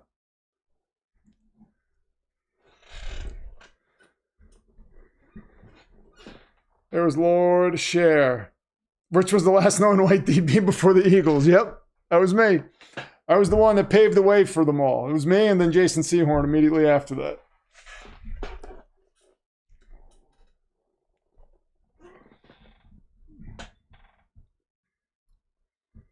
Yeah, sorry about the Steelers, Father Dismas. I thought they were going to win. I really wanted Aaron Rodgers to start that game. Really wanted Aaron Rodgers to play that game. That would have been awesome if he would have played against the Bears. And the Bears would have relinquished his ownership.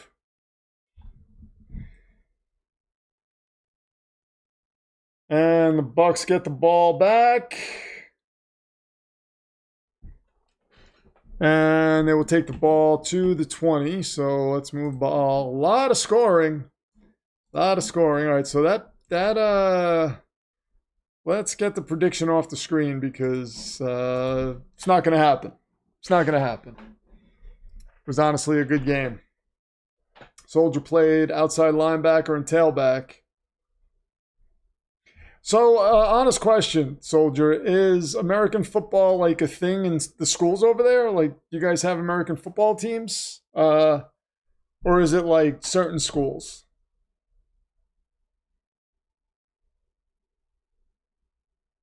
And Sean Tucker gets tackled at the line of scrimmage.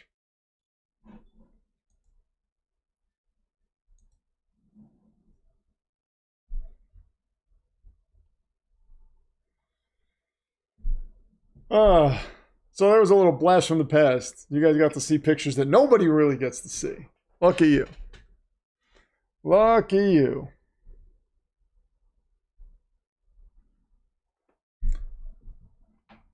King Orza played defensive tackle, offensive tackle, and a bit of backer. So he must be a stout dude. 2nd and 10, Baker back to pass. Gain of about 3.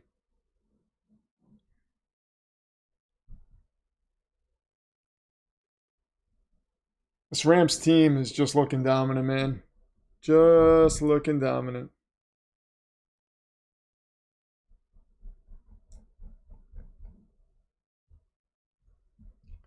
Todd Bowles with that 1,000-yard stare in his eye that I'm so familiar with.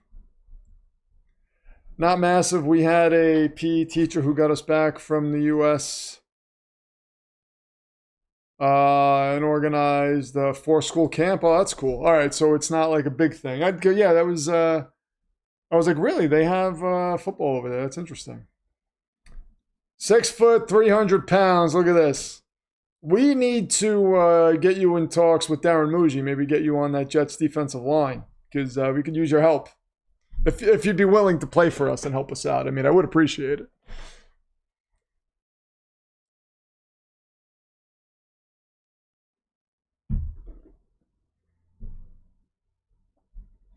I'm on Ross St. Brown.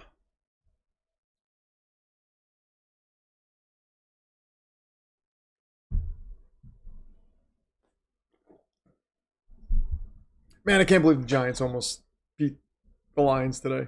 That's crazy. Look at Tom, 6'1", 340. Man, we got some dudes in this chat. All right, if we ever go to battle, I know who to put on the front lines. That's going to be awesome. I'll be in the back because I'll be casting spells, so I need all the protection I can get. I'll be a practice squad person happily. We'll get you into the starting lineup right away. Rhinos is a great name for a football team, and they should have the Marvel Comics Rhino on the helmet. That would be even better. The Michelin Rhinos. Man, that's awesome. 5'10", 205. So I am 6 foot 185. Got the Scarecrow's 6'4", 230, but looking to cut down to 215 by next summer. All right. We got some dudes. 6'4", 245. I'm corn-fed big bastards. Here I am at 5'9", 210. Well, everybody's bigger than I am, so that's cool.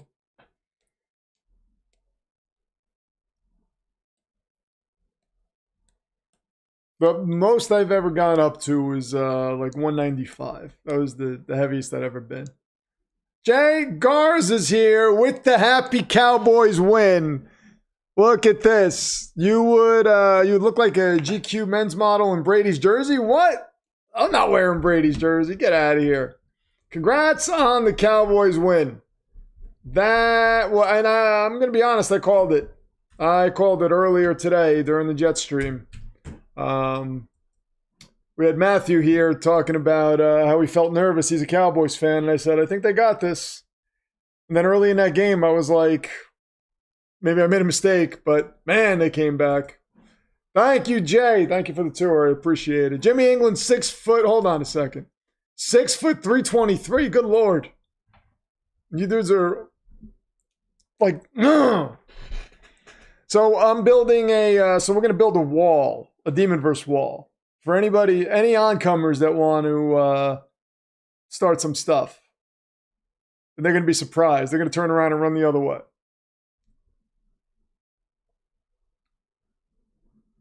Jeremy's 5'8". I avoid the scale, so maybe 180-ish, maybe more.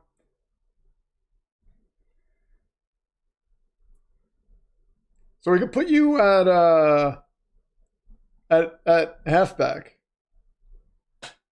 Well, I mean, no, we're doing like a Dungeons and Dragons sort of thing. So you'll be back there with me. We'll be casting spells together. Talking about our 180-poundish weight, both of us. Let's make it a Zach Wilson's Dolphin jersey. Do they sell those?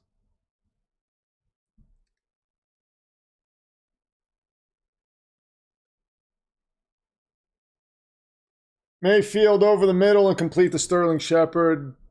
Jay Garza is 5'4", 170, and I'm 38 years old. That's like, I feel like that's like MMA. What do you call it? Like, man, what's the name of the division? Welterweight size. That's a good size to be.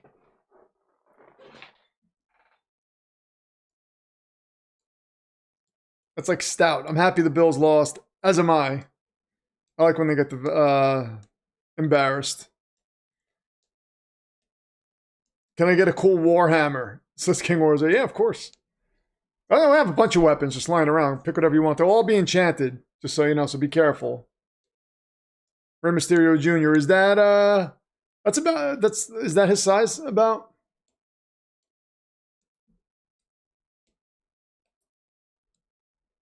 Sean Cantrell, 5'7", 185. Be 56 in January. All right.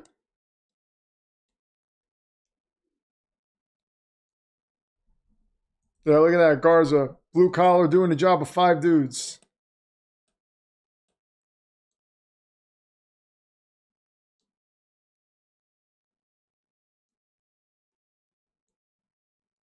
Third and 3 coming up for the Rams. We got 1:10 left in the second quarter here.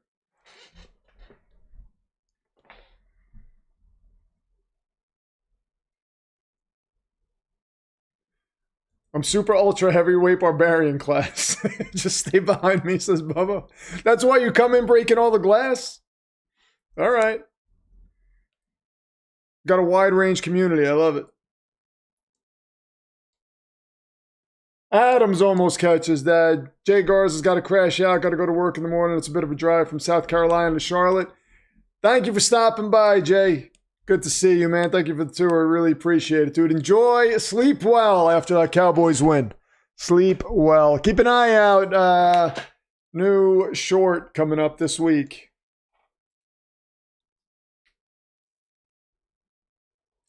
Momentum Technology says, almost broke my elbow in the Buccaneers.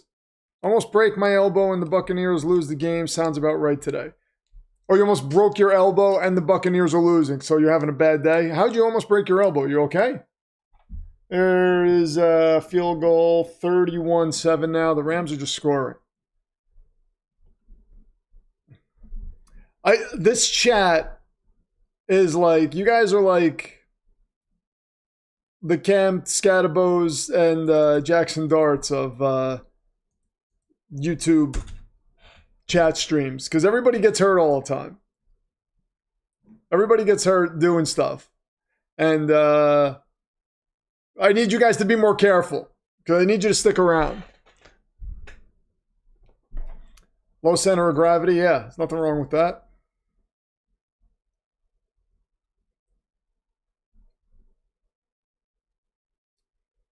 The thicker kicker drills a 40-yarder.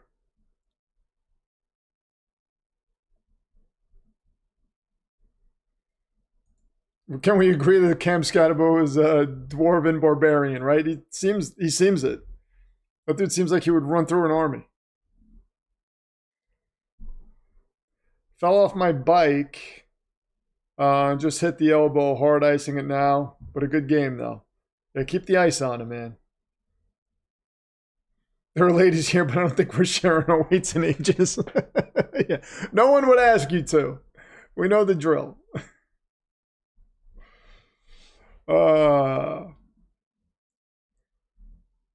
Tom says I sneezed and threw my back out today. Every now and then I walk around and like there's like my one ankle for some reason. I don't know if it's just not flexible, but it feels like it feels like tendons are gonna snap. And I'm just like, and it just happens randomly. And PFA is just like, what are you okay? What is wrong with you? Roughly doing 15 miles an hour when I fell off my bike. I'm good. I'm fully circulated my arm after. I'm glad you didn't hit your head. I hope. Were you wearing a helmet?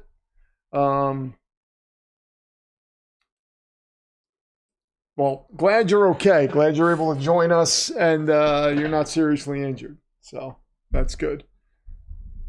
Well, PFD gets all the ladies' weights and ages. Yeah, that's what I want to do. We want Rich to live until I'm not. Listen, I am going to be around forever, so don't worry about that. I am immortal. Don't share that with anybody.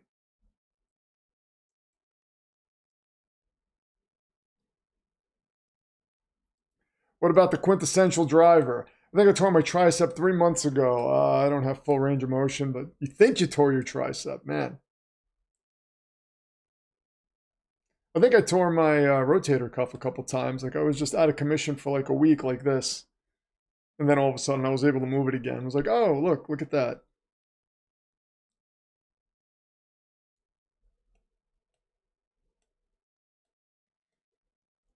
Famous football YouTuber Pro Football Demon found dismembered after trying to guess his female subscriber's height and weight.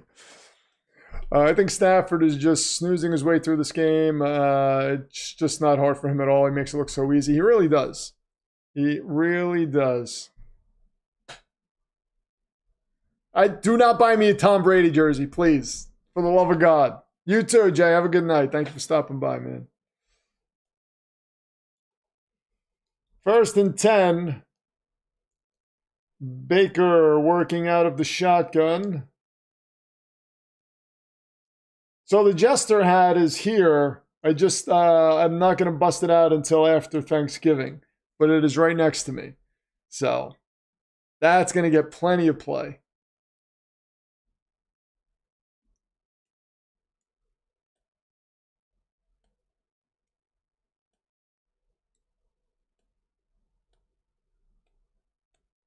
And Mayfield gets the ball off that is broken up. Well, it was just dropped, rather. 3rd and 3. This Bucs offense looks like it is really not that good. Kind of crazy. Chris Shula, man. This dude's going to be a hell of a head coach. He's going to be a hell of a head coach. 3rd and 3.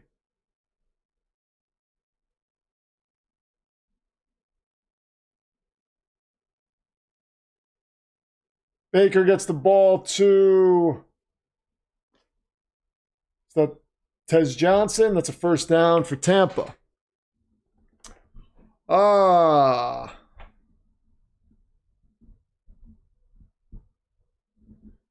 have to give you a jersey from the Mean Green defensive days.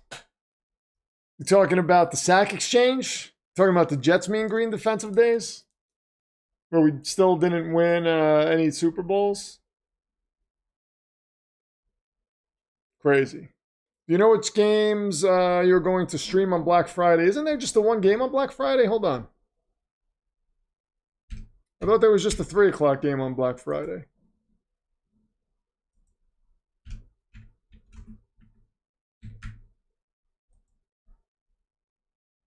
Mayfield gets the ball off. Let me see.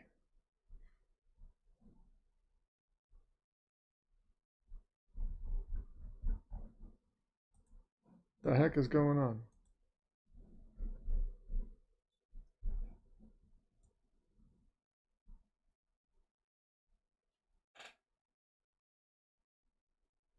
Yeah, Black Friday is just Bears Eagles at 3 o'clock. So I'm going to be doing that game. We got 3 games on Thanksgiving, but we got the one Black Friday game. Only good things happen on Black Friday. Yeah. Not to... So the Jets, like on Thanksgiving and Black Friday, they tried to make my life miserable. I'm not going to talk about what happened, but you guys know.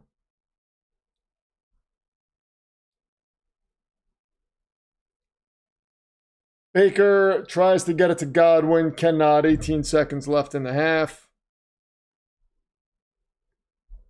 Going to buy you a Schmedium Kenny O'Brien jersey signed by Dan Marino. Would Dan Marino sign that jersey? I don't think he would. He would tell you, get the hell out of here. What's signing that jersey? Bears-Eagles could be a tasty matchup. Yes. I think it could be.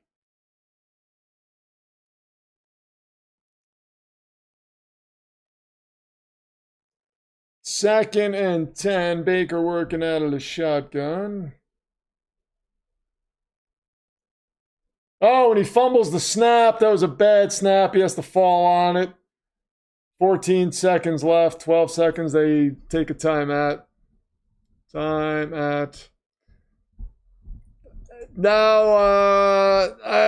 you can look it up, Bubba. I'm not going to explain. They were just bad situations. I mean, something I'd rather not talk about. I have a feeling you have an inkling about what I'm talking about, though.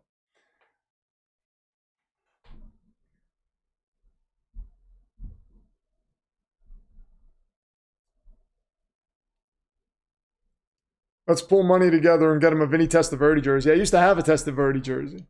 I had a Testaverde jersey. I had a Pennington jersey. I had a Santana Moss jersey. And an Altoon jersey. I actually had a Pepper Johnson jersey.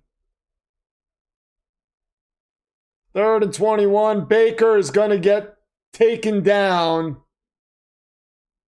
by Jared Verse. 3 seconds left, and we got 4th down. No, Tom Harmon, stop that. Halloween is on a Friday this year. Excellent. Excellent. I like when we have Halloween football games, though. Like games on Halloween that we can stream. We're not going to get that for like another 2 years. Or 3 years. Isotoner gloves. Yeah, Marino with his isotoners.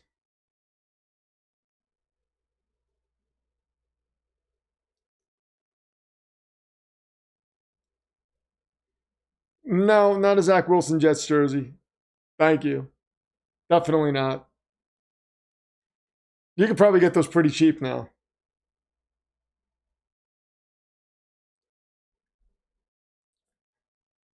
Final timeout. The Rams are just absolutely annihilating the Bucs right now. Man. 4th and 24. I don't know what I would do with the Zach Wilson Jets jersey. I wouldn't do not good things.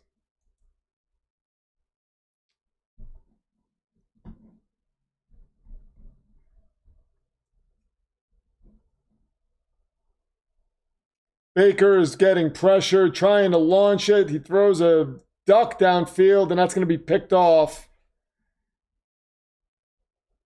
Pass is intercepted.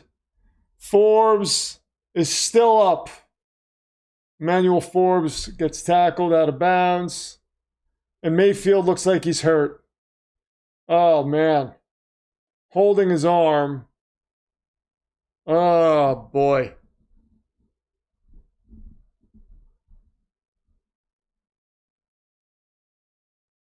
He wound up on that, and he looks like he hurt his non-throwing shoulder as he fell.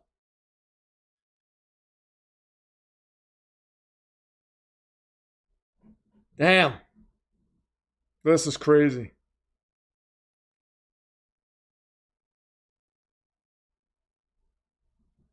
And we are at, I'm going to call it half face. Because, man.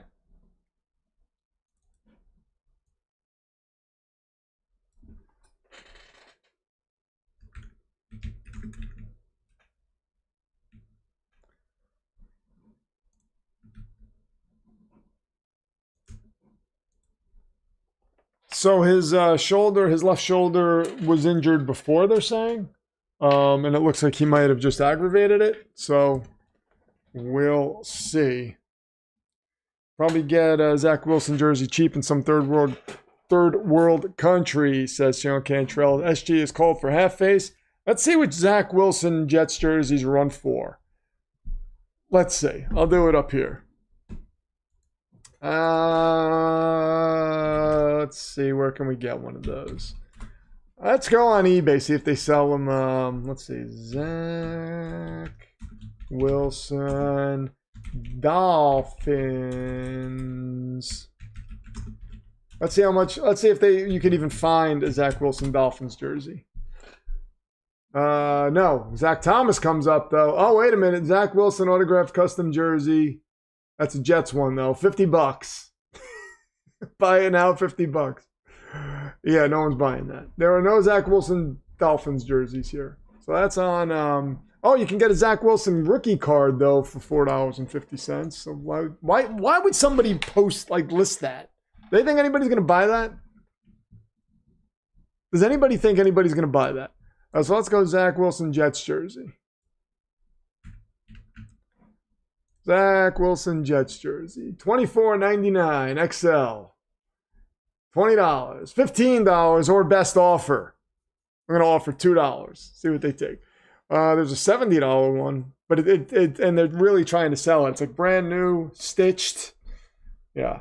You're looking at roughly between $20 and $80. Somebody's selling one for $80 that's pre-owned. And that's a new listing. So this is somebody who probably found this jersey in the closet somewhere, or you know, they bought it at a garage sale and were like, oh man, it's a football jersey. You could probably get a lot for this. Let's buy it. You can still buy Zach merch on NFL Shop? Yeah. Oh. Zach Wilson autographed jersey, $100. And it's got 5 watchers. What? Here we go. 11 size small, $11.25. That sounds about right. That sounds about right. Let's see.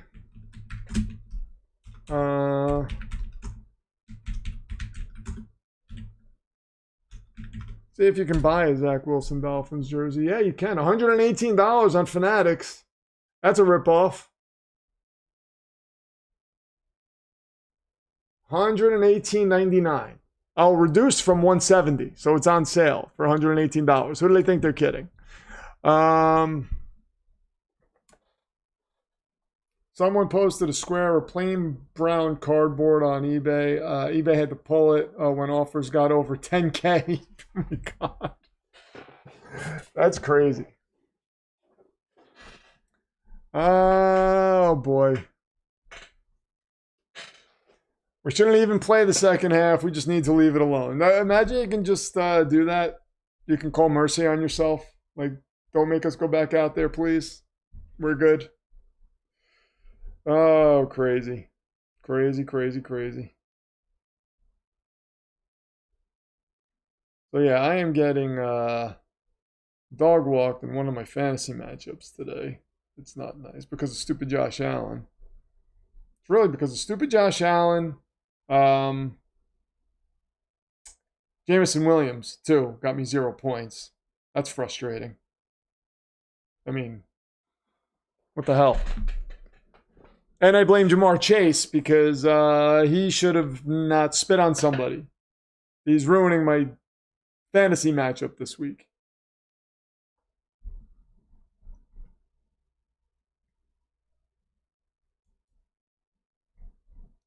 Matt West says Zach jerseys are $10 to $15.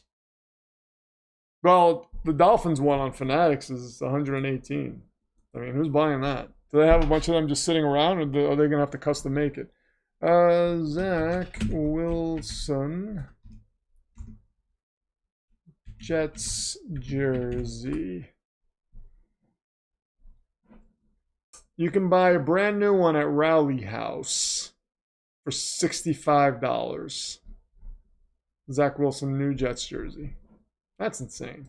Let's see. Hold on a second. Fernando Mendoza Jets jersey. Let's see with these. Let's see if anybody has these. Nope. Mark Sanchez's jersey came up. Those are going to be, I mean, they're probably going to sell for like $500-600.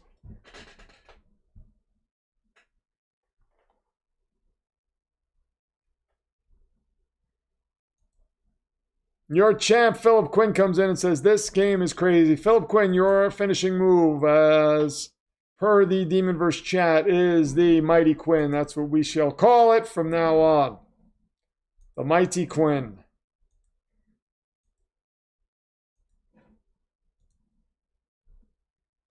Too bad Zach Wilson's not on Cameo. I am, though.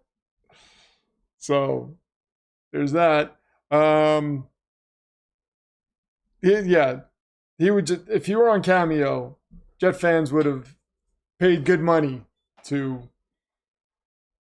Well, no, he would give them messages, right? So okay. So they couldn't. Well, they would probably. I mean, knowing that he's going to read them, because you can fill out a little bit, like what you want the person to say. They would probably just pay the money for a Cameo and be like, "You suck, dude," just to make sure he sees it. Momentum Technology says a Zach Wilson rookie card. Oh, man.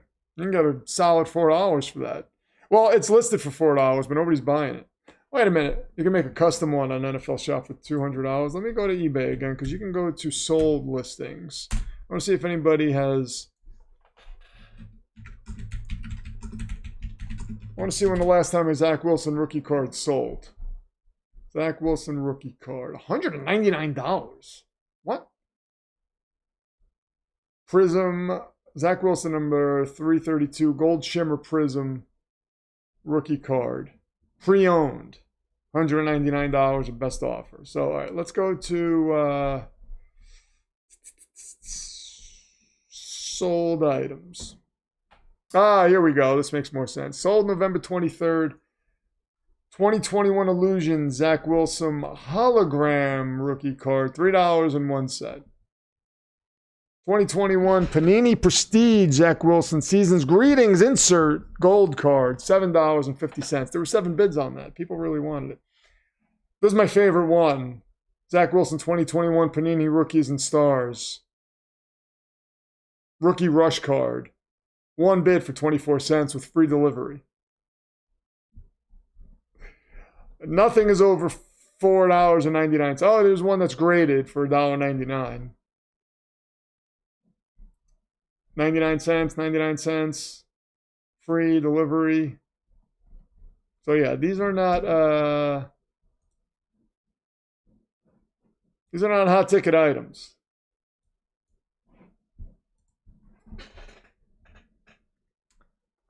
Jamar says he didn't spit, so he didn't spit. But he really did spit. Yeah. I mean, if he says he didn't do it, we have every reason to not distrust him, right? Not distrust him. We have no reason to not believe him, is what I meant to say. Not distrust means you... I don't even know. I'm going to call it a night and spend some time cleaning up. See you, Rich. See you, King. Thank you for stopping by. Thank you for stopping by. Oh, boy. All right. So we still have a second half of this game coming up. 31-7 at the half. I mean, crazy.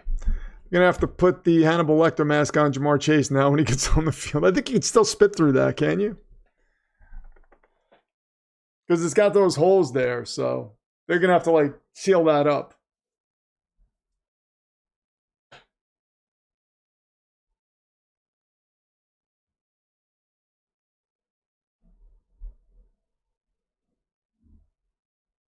We might have to do a diehard play-by-play for the rest of this game, because, man, I need a name for a city in Sevrev. Hellmouth says Father Dismas. That works.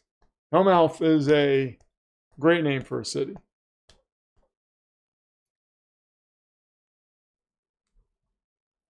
The king is leaving us for the evening. Yes. For Cleveland?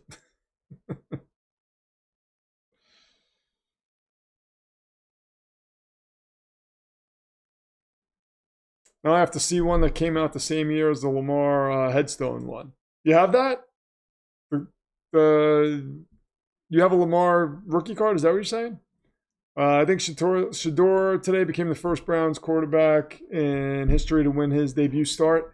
Didn't Baker debut? Hold on a second. I thought Baker debuted against the Jets, not against the Mets.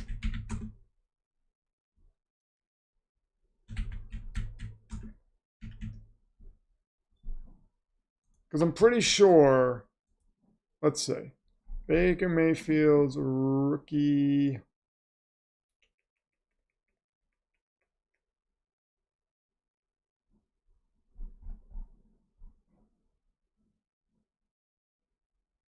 Oh no, well he started 10 games. 6-4. Wait. Was that? Oh no, that's 2025. My bad. Hold on. Let me see Baker Mayfield's career stats.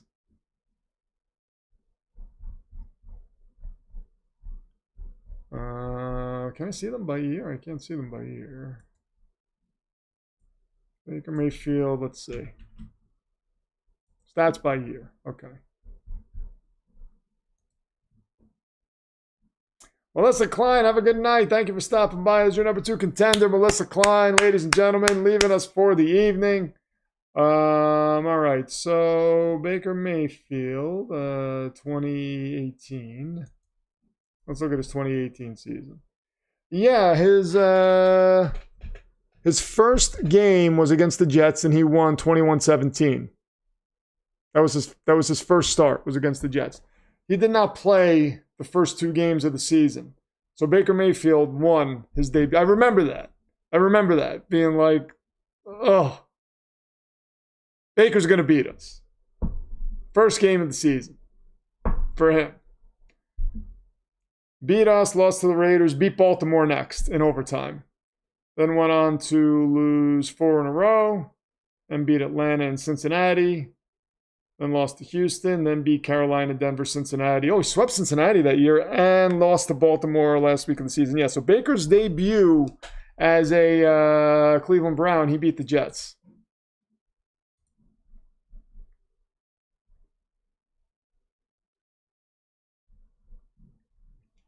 So that was his debut. So I don't know why people are saying Shedeur is the first quarterback to win his debut for the Browns. That is incorrect.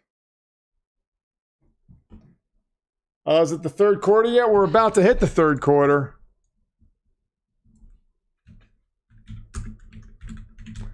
There we go. There's Teddy Bridgewater, Teddy Two Gloves. Baker played in that game, but he didn't start. Are you sure? I thought he started. I swore he started that game. But maybe I could be wrong. Let me see. Hold on. I'm going to go back to that and see. Baker Mayfield, 2018.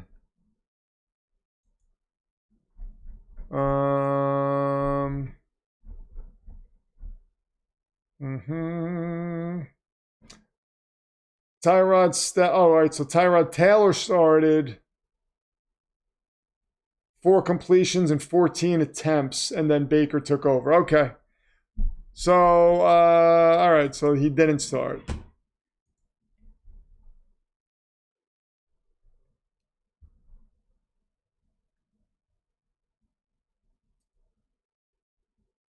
And that is a run by Karen Williams. Hey, what's going on, Kathy? What is the weather in Florida? I'm in Jersey for Thanksgiving. Weather in Florida is like 60s at night, 80s during the day. Like low 80s. And then 60s at night. First career start was against the Raiders. So I was confused. I remember his first game then was against the Jets. I thought he started.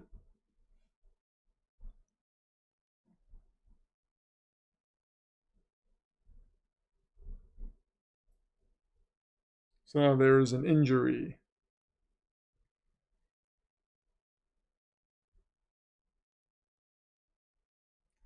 Nice shot of SoFi Stadium. That is such a nice stadium. It is a gorgeous stadium.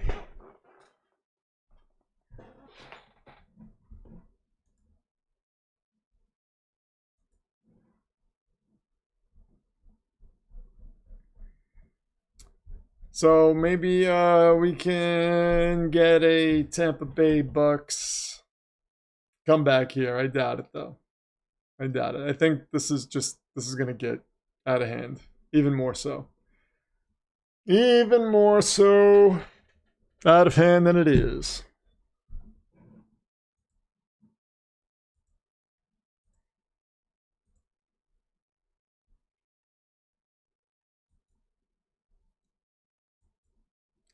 Which is pretty crazy.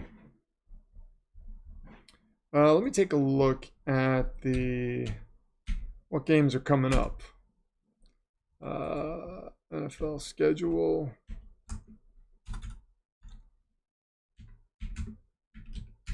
See what good games are coming up. I know, so we're going to be doing Jets games. That is for sure. All right, hold on, wait. Week 13, we got the Thanksgiving games. So we're doing the Black Friday game on Sunday. Jets Atlanta, 1 o'clock. San Francisco, Cleveland. Houston, Indianapolis. Houston could win that game. New Orleans, Miami. Carolina, Rams. Minnesota, Seattle. Buffalo, Pittsburgh. So we got Denver, Washington, Sunday night. And then the Giants in New England on Monday night, December 1st. Interesting. Okay. Week 14, we got Houston, Kansas City. That'll be pretty interesting. Jets are playing Miami.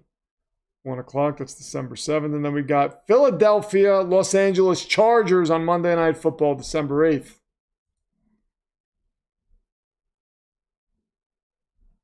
Dallas, Minnesota is the next Sunday night game. Miami, Pittsburgh is the Monday night game. New York, Jacksonville. Not a ton of great games coming up on the schedule. Not a ton of great games. Kansas City, Los Angeles is in a 1 o'clock window. That's interesting. And New England, Buffalo is in the 1 o'clock window. What the hell? Why did they not make, like, they need to flex some of these games out. I think they will. Because we need, like, New England, Buffalo in prime time. Or Kansas City, Los Angeles. Right? I mean, we got Detroit, Rams. Green Bay, Denver's a good game. Indy, Seattle. But no, we get Dallas, Minnesota, and Miami, Pittsburgh. Get out of here. That's crazy. Hey, what's going on, Daniel? Chargers fan. Oh, where's ball? Oh, ball needs to move. Kyron Williams goes up the gut for about a gain of 6.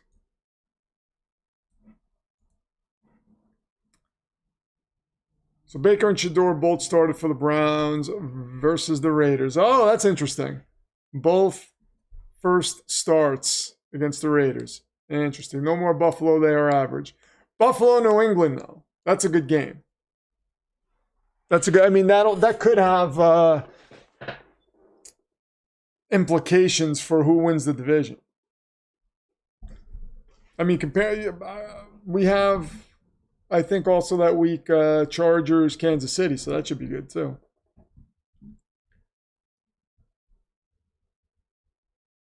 Oh, Devontae Adams jumps up and just drops that. 3rd and 4 coming up. You don't see that happen often. Telling you, we just need to throw the white flag and sail back out of this game. Yeah, I think they should. Denver Packers game might be a 3-2 affair. True. Yeah. Now let's go to bed early on a Sunday night, people. Let people be able to go to work. We don't need to stay up another hour watching this. I mean, they could come back. They could come back. You never know.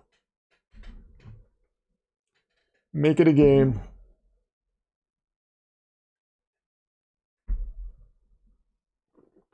I don't know how Puka caught that. Oh, it's incomplete. All right. I thought he caught it. Flag down.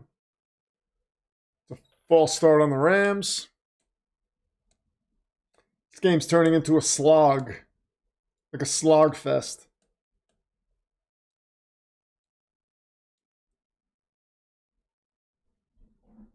I think if we get a Denver Philly Super Bowl, I don't even know if Philly's going to make the Super Bowl.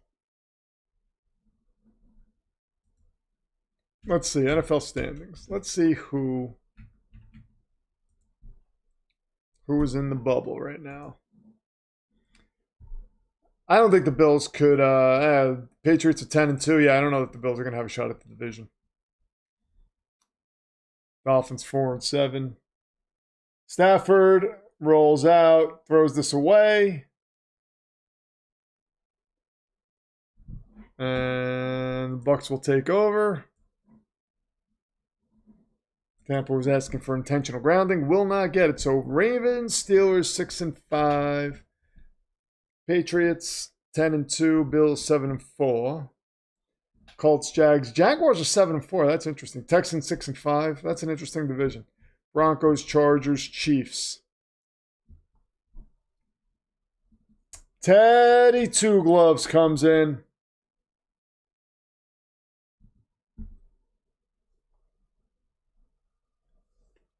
Got the Browns 3-8, Bengals 3-8.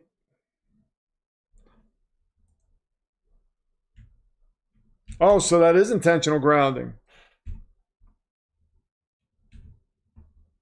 All right, they called it intentional grounding. So right now the Jets have the 4th pick. So Tennessee, the Giants, New Orleans, Jets. Vegas has the 5th pick.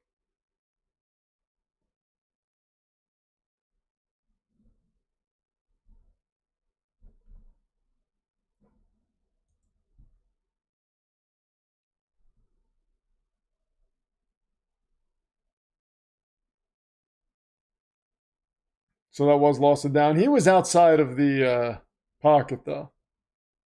He was outside of the pocket. That's a nonsense call, but whatever. Doesn't matter. Really doesn't matter.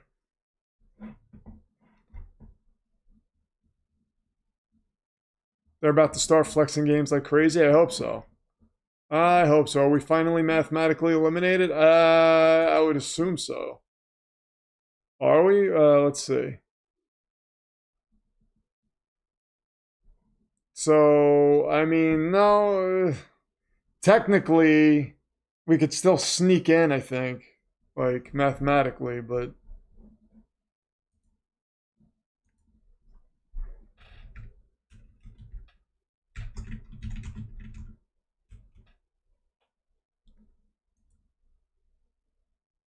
Sean Tucker goes up the middle. NFL playoff picture. Hold on. So the Giants are the only team that's eliminated. It says the Giants are the only. Somehow the Titans are still not mathematically eliminated. They have 1 win, but the Giants are. So I guess the Giants were mathematically eliminated today. The Jets are still technically in it. Interesting. Steelers on the bubble, Lions on the bubble, Texans, Panthers. Panthers are on the bubble. Could you believe that? Sean Tucker goes up the middle. Cowboys can sneak in the playoffs still. Chiefs, oof.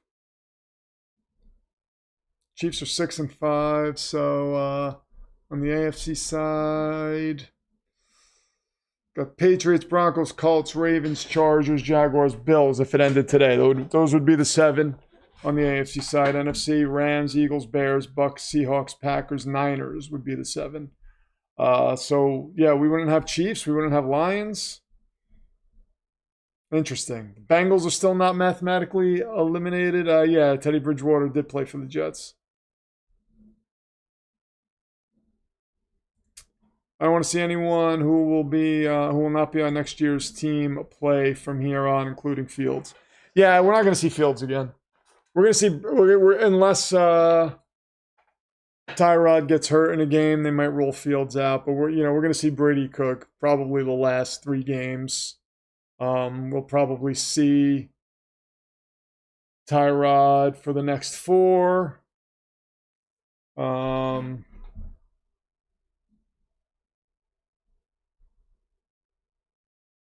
Next 3 for Tyrod. Next 3, because we have 6 games left?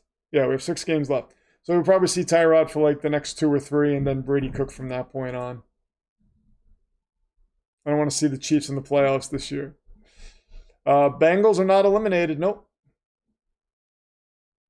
Bengals, they do have less than a 1% playoff probability. So the Steelers have a 27% playoff probability. So it's crazy because on the bubble, they have the Steelers...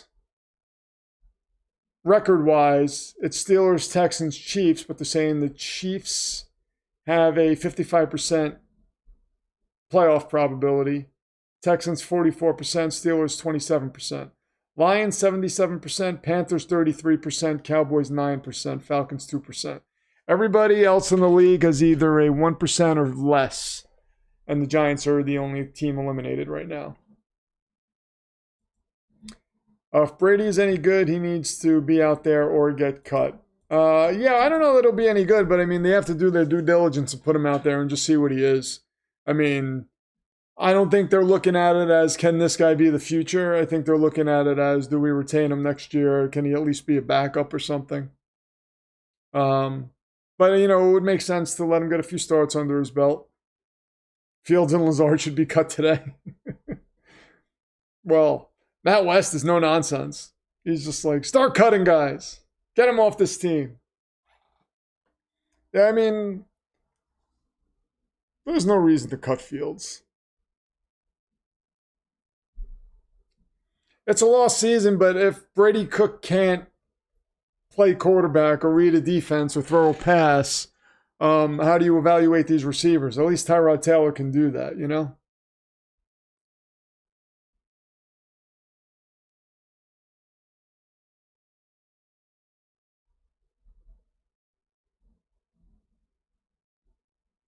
Third and 12. We just need someone to run the offense. Yeah, Tyrod's running the offense. Tyrod's fine running the offense. But I wouldn't start Brady Cook right now.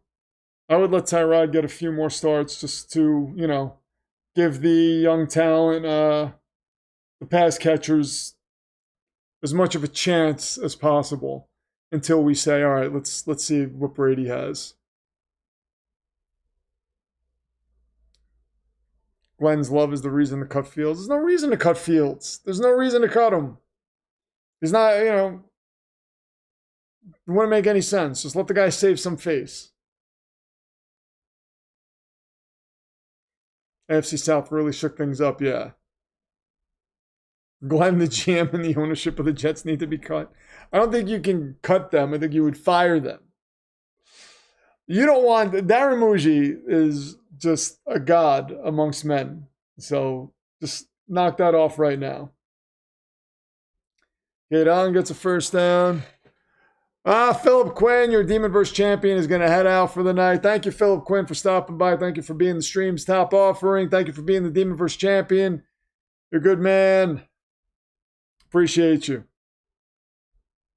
Yeah, this game's a dud, but I'm going to stick it out. Definitely going to stick it out. I might have to put on a little diehard play-by-play, though, and tell you guys what I'm seeing on there. Baker Mayfield is doubtful to come back. Good night, PQ. Good night, Philip. No face saving allowed. Matt, you had to have liked what you saw today, though. I mean, the team played hard. They got hosed on a bunch of calls. We are not seeing penalties the way we used to. We're not seeing those false starts anymore. We're not seeing those delay of games. I mean, the arrow is pointing in the right direction. We are headed towards being a competent football team. Don't let the record fool you, man. We have never seen a turnaround in season the way we're seeing it now with the way the roster's being constructed. I'm telling you, man. I know it's been a hard go, but you got to see things for what they are and not look at the past. Forget the past. Why are people saying that Glenn is a bad coach? Like, we don't know that he's a bad coach. The fact that they were the most penalized team for 2 seasons straight, and that has gone away. I mean, is that not something we should applaud the man for? The man's he's playing games with Justin Fields and Tyrod Taylor out there, no Garrett Wilson, and he didn't get blown out. I mean, got to give him a chance. When everybody is like, oh, look what Aaron Glenn did, I'm going to gloat my ass off.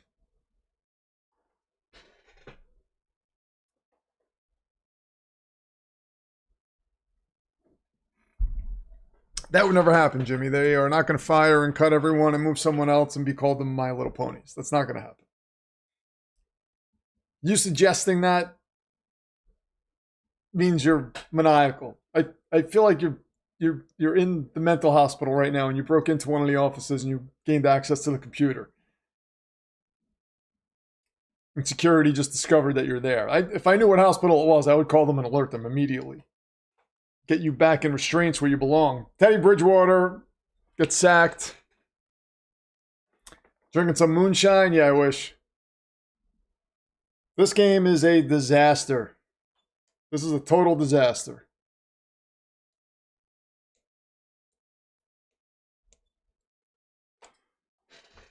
Total disaster.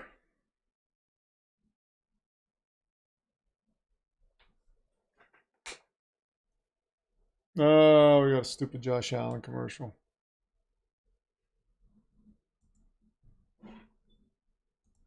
Stupid Josh Allen.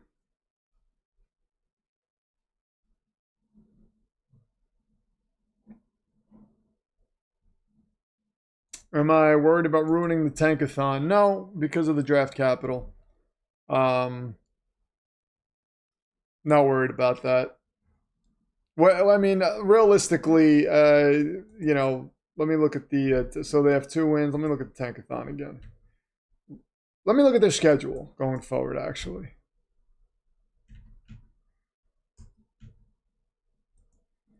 So realistically, looking at the rest of their games. So Falcons, Dolphins, Jaguars, Saints, Patriots, Bills. So the Bills game, Bills are going to be probably fighting for positioning, as are the Patriots. So they're going to be starting everybody. So I don't see us winning either of those games. Possibility we beat the Falcons.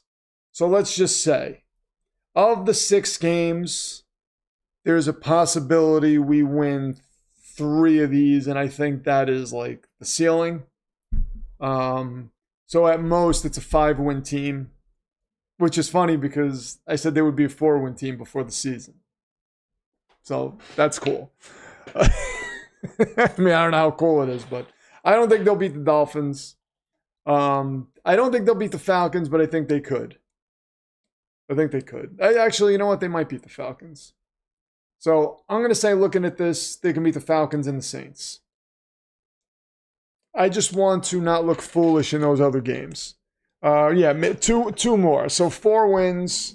Let's look at Cleveland's record right now. So Cleveland has 3 wins right now, right? So Cleveland plays the Titans. They'll probably win that game. So yeah, I don't think Cleveland's going to... There's a chance they beat either the Browns or the Bengals last 2 games of the season. So Cleveland will probably end up with 4 to 5 wins. What do we have? The Raiders. What do the Raiders have? The Raiders are a... I don't see the Raiders winning another game. Maybe they beat the Giants. I doubt it. So the Raiders could end up having that 2nd or 3rd pick.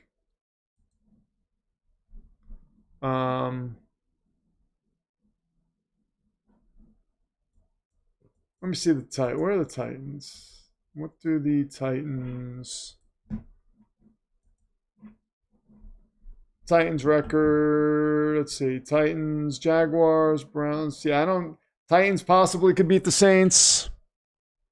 So I think the Titans are going to finish with their, with maybe 1 more win. I think they'll end up with the 1st pick. Best case scenario for us if that happens, because if the Raiders end up with the 1st pick, they're taking a quarterback, and then the Mendoza thing is done. So I need the Titans to not win another game. So I'm rooting for a Titans tankathon, technically, because I don't think the Jets are getting the 1st pick on their own. Rooting for a Titans tankathon or a Giants tankathon. I don't think the Giants will lose out.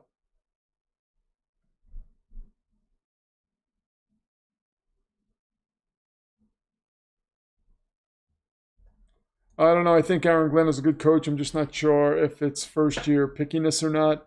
I think Glenn's done a fine job for a 1st-year head coach. Yeah, he's made some mistakes, but he doesn't look like a total disaster. He doesn't look like he's lost. And the team's improving. Players are improving. Brendan Stevens has improved. The rookies have improved. They haven't quit on them. They're playing hard. They've minimized mistakes. I don't know what else we could be asking of this guy. You know what I mean? Like, he's doing what he should be doing. So, you know, will he be one of the best coaches in the league? I don't know. But he doesn't look like Robert Saleh. He doesn't have that just lost look about him. Early on in the season, he kind of felt like he didn't know what he was doing. But, you know, again, first-time head coach, bad team, no good quarterback play. And, I mean, they still were kind of in games at certain times. So, you know, he deserves a chance. And he's giving us a reason to trust him. Sharky with a 2er says, Titans tank, wish granted. Thank you, Sharky. Oh, now I don't have to worry about it. Yeah, I definitely need the Titans to tank, man. I can't have them winning any more games.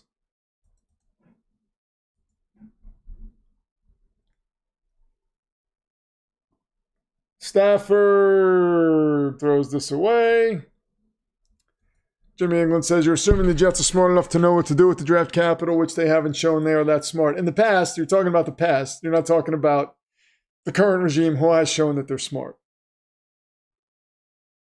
So,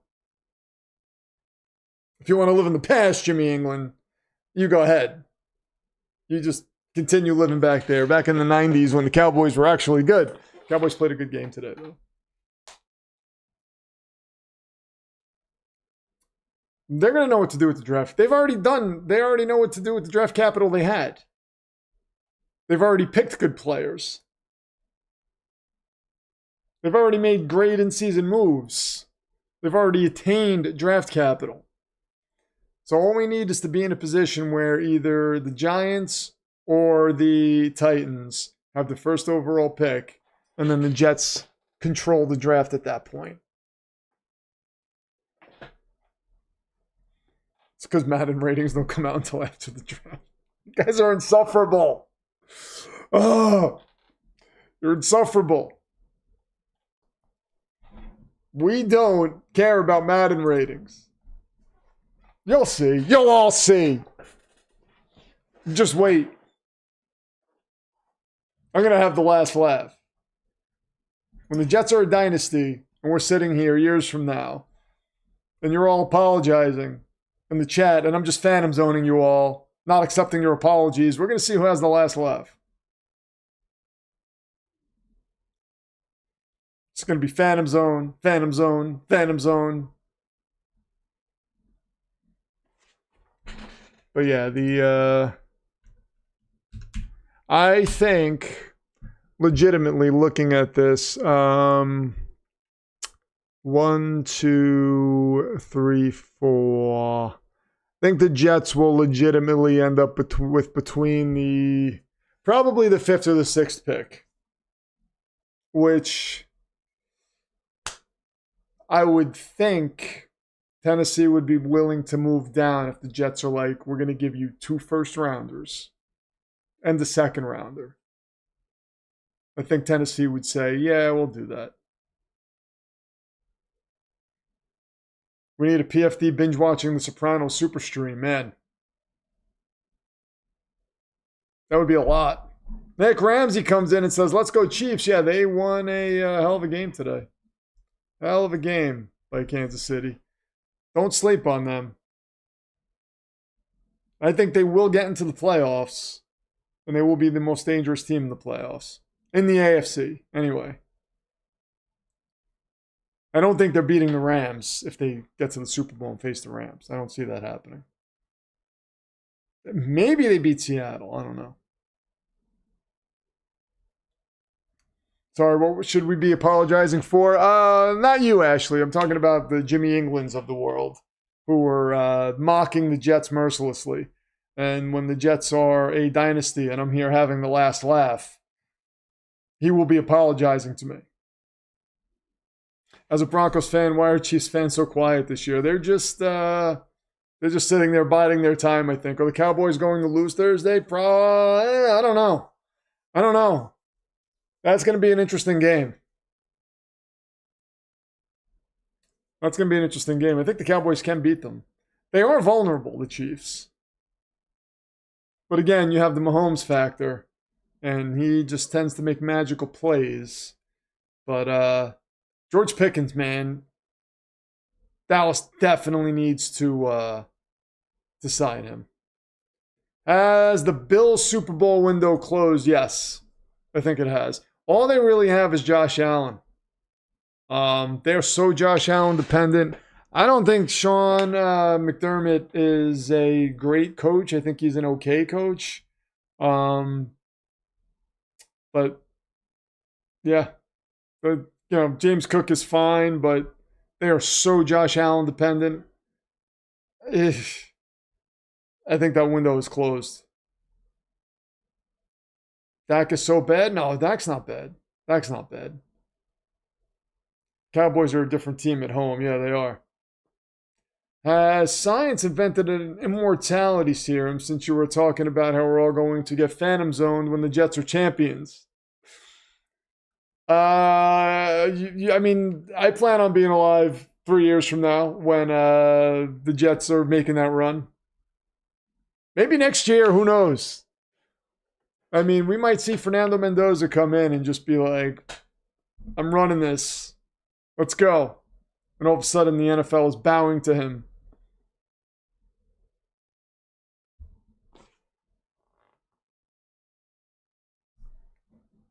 Momentum Technology says, that's what I'm saying. You lost Gardner. You're still playing competitively. Aaron's a good coach.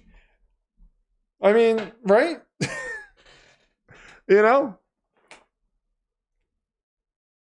Chiefs are way different at home also. T-Bone says, I respect your loyalty. Yeah, you know what? It's more than loyalty, because if they didn't have this,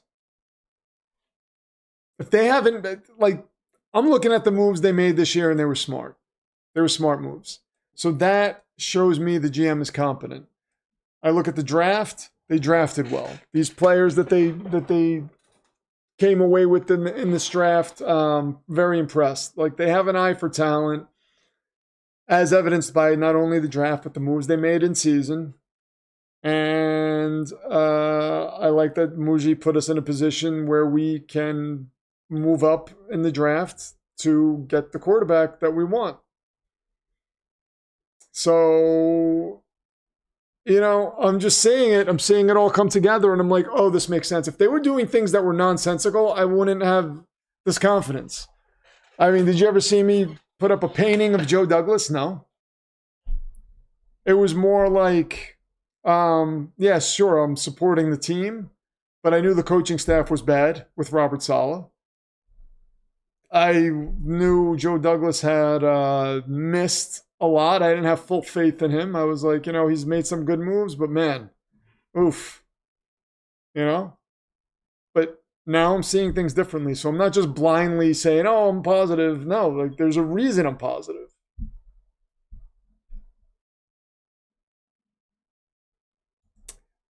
Mike Causey with a tour says it's more than loyalty. It's Stockholm Syndrome. Shut up. Mike Causey. Stop it. Maniac. Your number 4 contenders got jokes, ladies and gentlemen. You'll be here all week. Tip your bartenders. It's not just hope, man. Like, I'm seeing these things, and you might think I'm crazy, but if you're on the inside and you've seen how incompetent this organization's been, you're seeing like, oh, this is the same thing. Look, and Loco will concur here, right? Because him and I talked about this back when the Lions were putting their team together. We were saying the Lions are making good moves. The Lions look like they can be a team on the rise. And he was making videos on TikTok and talking about that, and people were laughing at him. You don't know what you're talking about. And here we are. Here we are. It's the same thing with the Jets right now. It's It's the same thing with the Jets. When people are laughing and they're having their good time and they're like, oh, you're crazy. You're just the maniacal fan. But no. I never called Zach Wilson great. You're out of your mind. You're out of your mind.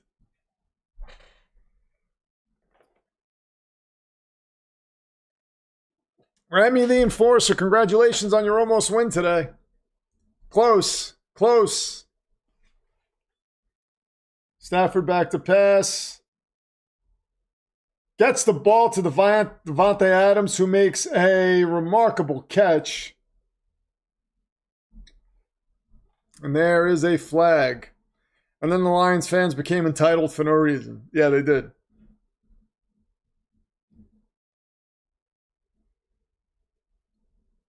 PFD is creating a basis for a future insanity plea, Your Honor. I present this live stream as Exhibit A. Listen, Matt West, if you're not with us now, don't be with us when we're out there running the division. Okay, I'm going to tell you that right now.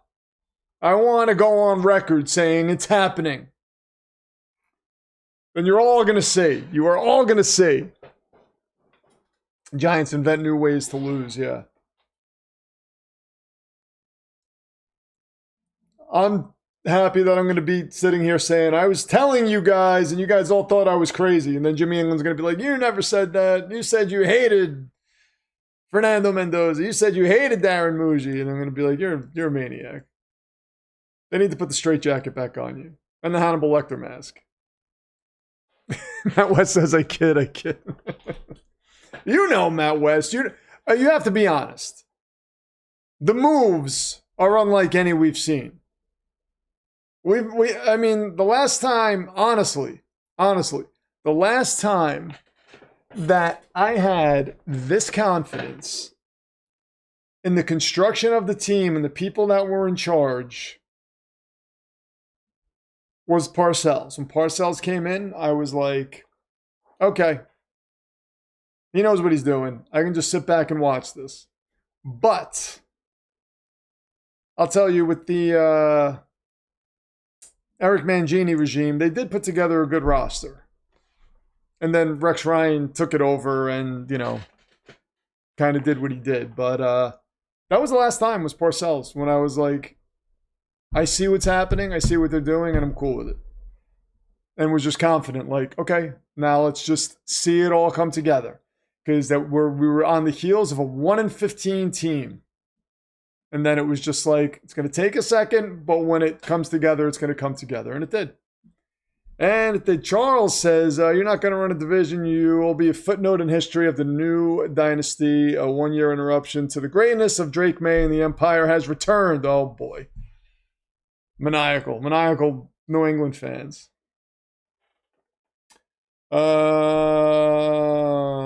Muji's looking good. I don't have confidence in Glenn. Wilkes and the QB coach needs to be replaced at the end of the season. Wilkes, I'd say, yeah. Wilkes would be, I would replace Wilkes. I have confidence in Glenn because, again, players have improved. The penalties have come down, and he's got an eye for talent. Fine. I'm good with that. Let's give him some time. QB coach, I mean, I'm fine with them replacing the QB coach. I do think Wilkes needs to go, though. But, again, the defense is looking better. These guys are playing, so maybe that's a mistake. Who knows? But I am going to be patient with Glenn. I'm not crowning him yet. I'm just saying it doesn't look the way it has. And for that, I'm thankful. And I wanted to see improvement, and I'm seeing improvement. So that's all I can ask from the guy. Let him make his mistakes this year. He'll make mistakes here and there. He's learning. But that's what you're going to get when you have a first-time head coach. And a lot of these guys just crap out. They look lost. They continue to look lost. It looks disastrous. And you just hope it doesn't look like that in year 2. We are still in year 1, and he's cleaned it up. So, I can't ask for more than that. The awkward moment when I bet on the over for Mayfield passing yards. Yeah, oof. Plus 267, man, that's tough. QB coaches in the NFL are glorified yes men. Look, as long as the rookie comes in and there's somebody there that can help, develop him. I don't care who it is. Don't care who it is. The thing with Mendoza, though, if it's Mendoza, and I hope it is he is highly intelligent. He's going to be able to pick up an offense. He knows how to read a defense. That accounts for something. It's going to be different in the NFL. I know that. But the kid's smart. It's one of the reasons why I want him. Can't believe the Eagles blew a 21-0 lead to the Cowboys. F word, says T-Bone. I demand winning football games next year. No excuses. Now, look, it has to be better. It can't be another 4-win season. But are you going to complain if we're in games and we have 7 wins? Like, I'm not. With a rookie quarterback. And we still are going into the 27 draft with 3 first-round picks. Like, it's just that it's got to be. It's got to look a little. It's got to look better. It's already looking better this season, though. But we can't come out on another 4-win season and be like, now we're making excuses. It's a rookie. No, it's got to be better. But look, man, as cliche as it sounds, and Glenn said this, large ships take a long time to turn around. It's not going to be like, hey, bam, quick fix. There we go. We're good all of a sudden. It's going to take a second. Maybe we have a Patriots resurgence, or do what the Lions did. But you can't expect a rookie to come in and us to have a, 14-win season, 13-win season. 7 wins next year, I would say that's the arrow pointing up. Then it's got to be better the next, the following season, yeah. Then, we should be a playoff team by then. If it's not and we're not close, then that's a problem. Remy the Enforcer with a tour says, congrats to the G-Men being the first team eliminated. That's right. We were just talking about that. Just talking about that, Remy. Thank you for the tour. You're up to $40, my friend. Yeah, that's, if you guys are the first or second pick, we're going to give you a haul. So you're going to get a hell of a lot of draft picks from us. So just keep that in mind. There have been stranger last to first. Yeah. Look at the Cowboys with Jimmy Johnson. Weren't they 1-15 the year before they turned everything around? For developing the rookie quarterback of the future, 7 to 8 win bottom is acceptable. Yeah. I'd go as far as saying 6 wins, but close games is the absolute floor. That I'd be okay with. Other than that, I'd start feeling like we can't be a 5-win team now, you really got to turn things around. Unless in that scenario they came out and Mendoza just took a long time to warm up, get used to the speed of the game, but then he rolled off wins towards the end of the season. All of a sudden it looks like a different team. Then, Raiders fire Chip Kelly. Surprise, surprise. If it is get another bridge quarterback and don't draft a quarterback, is it playoffs or is it bust? It's playoffs or bust for me. Who's the bridge quarterback though? Yeah, if we get Mariota, that's got to be playoffs. Who's the quarterback going to be? I think it's got to be Mendoza this year. Give me Garrett Wilson. You're not getting Garrett Wilson, Remy. He is off limits. They already said this. You're not getting Garrett Wilson. I'm not accepting a 6-win season in 26. With a rookie quarterback, Matt West, that's got to be the floor. If we win 4 games this year, it's got to be the floor. No, Father Dismas, please. Stop with this. No. Please stay far away from us. But you don't have Emmett, Aikman, or Irving. We don't have the drafts yet, but we'll see. We also, this is Glenn's first season. I have to keep saying this. It's Glenn's first season. It's hard to say what I would be happy with too, though. Like going into like I want a 7-8 win season next year at a minimum.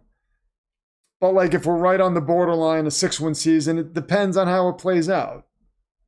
If it's a sloppy 6 wins, then it's like, okay, that's terrible. But if it's like a good 6 wins and you happen to lose a game, you were like right there against a good team. If that happened a few times, like you have to be okay with that. In Vegas, that's the tension for trading a third for Geno Smith, man. The thicker kicker, says SG. I have no chill for another decade rebuild. What are we like? This is where we are. It doesn't mean it's going to be a decade, but we also can't.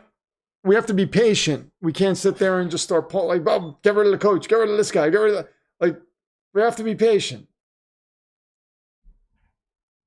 because nobody's coming in and just turning this around in a day.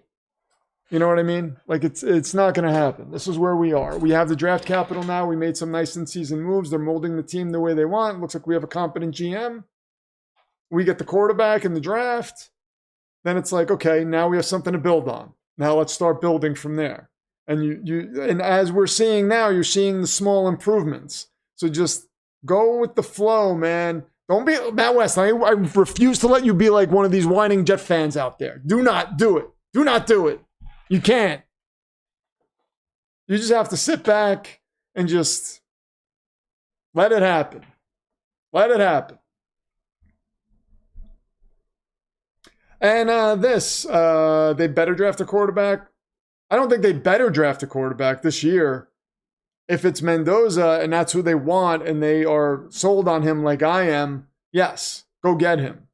But I don't want them to say, oh, well, we missed out on Mendoza. We need a quarterback. Let's just take this guy and see what happens. No, like if they don't like the guy, if they're not sold on him, don't take him just because you think you need a quarterback. Like start building the roster, then take the players you think. Because again, you have draft capital next season. I mean, we have to be patient, man. If they just take any quarterback because they feel like they need a quarterback, then that's the recipe for setting ourselves back 10 years again. Denver went a decade without anything competent. Yeah.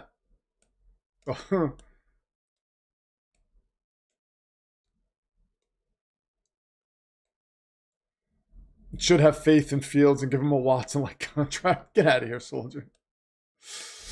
Oh, you wish, Jimmy. You're going to see Mendoza on the field. You're going to be like, man, I wish we had a quarterback like that. Damn it. Damn it. Damn us. Is what you're going to be saying. We just have to be patient, man. And I'm fine. I know we've been patient, but like kicking and screaming and saying, I'm mad, like that's not going to get us anywhere. We're seeing the improvements. And before we know it, we're going to be seeing a competent, and we are already seeing something of a competent product on the field. It's the fourth quarter, and Matt called for the belt. Okay.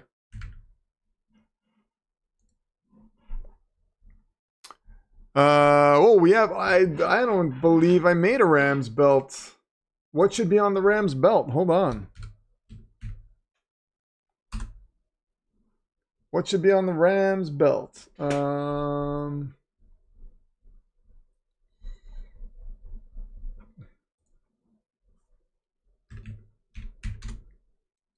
Let's see. What text should we put on the Rams belt? I don't. Did I make a Rams belt? Let me see. I don't think I did. Let me look. Oh no, I do have a Rams title. My bad. It says Nakua Matata. I do have a Rams belt. I thought I didn't. Real quick, it's going to be there momentarily. And I'm going to get it in the position where it needs to be on the other portion of the screen.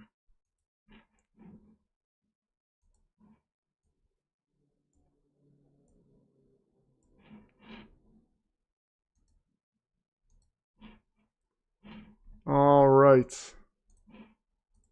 There we go. Rams title. Ball's going to take the rest of the night off because who cares who has the ball at this point. There we go. There we go. St. Louis Rams.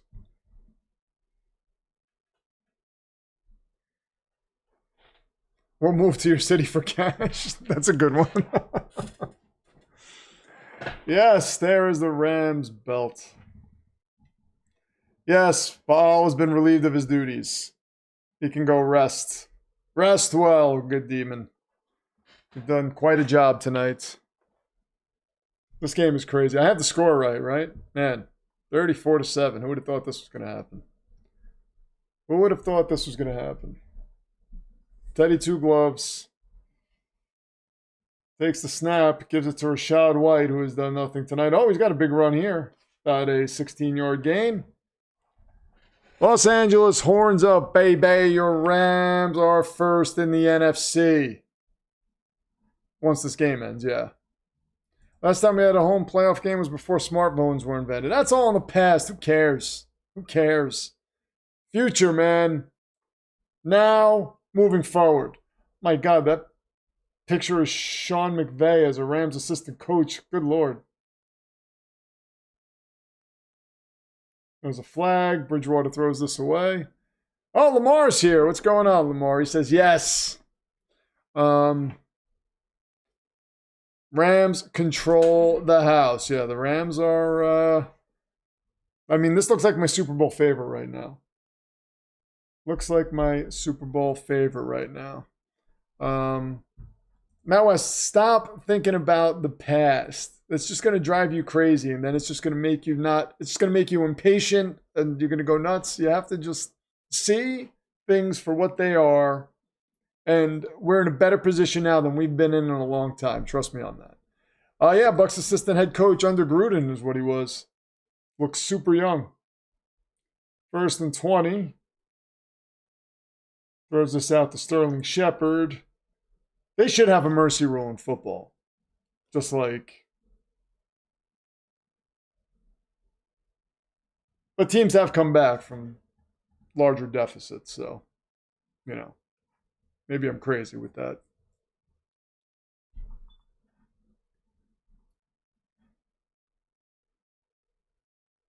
$11:51 left in the fourth quarter, 2nd and 18. Teddy two gloves.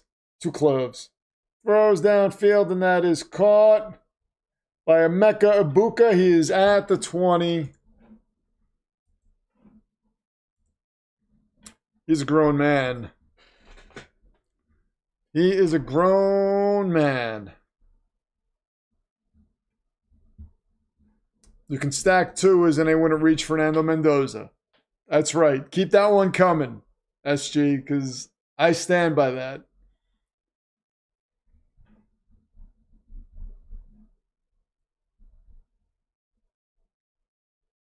Oh, yeah, McVay and the MLF brothers are best mates. Imagine their conversations on ball. Yeah, I'd love to be a fly on the wall there. I have to get one of those Brundle machines so you can turn into a fly and then just hang out on the wall and listen to them. Instead of the mercy rule, they let the announcers play Madden on the Jumbotron. That would be cool. I would watch that. Stafford's high school receiver Clayton Kershaw retired after winning the World Series this year. Could Stafford join him if the Rams win the Super Bowl? Maybe. I don't know. Stafford's playing at a really high level, though. I don't know that he'll just retire. I mean, guys are playing into their 40s now. But his back is bothering him, so who knows? But I mean, Stafford... looking at the way the league is right now, would Stafford say, we might be able to win another one? You know? Like, would he want to win another one? What's Baker's Madden rating? I'm going to say 85. Well, let me look it up.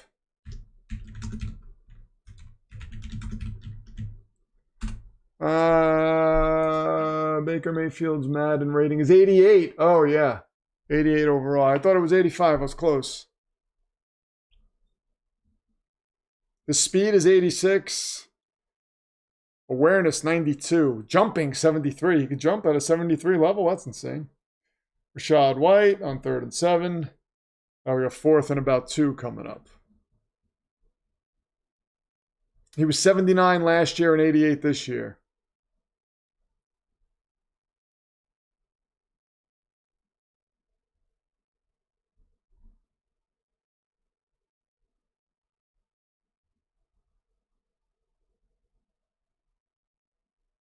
Fourth and 3 for Teddy Bridgewater.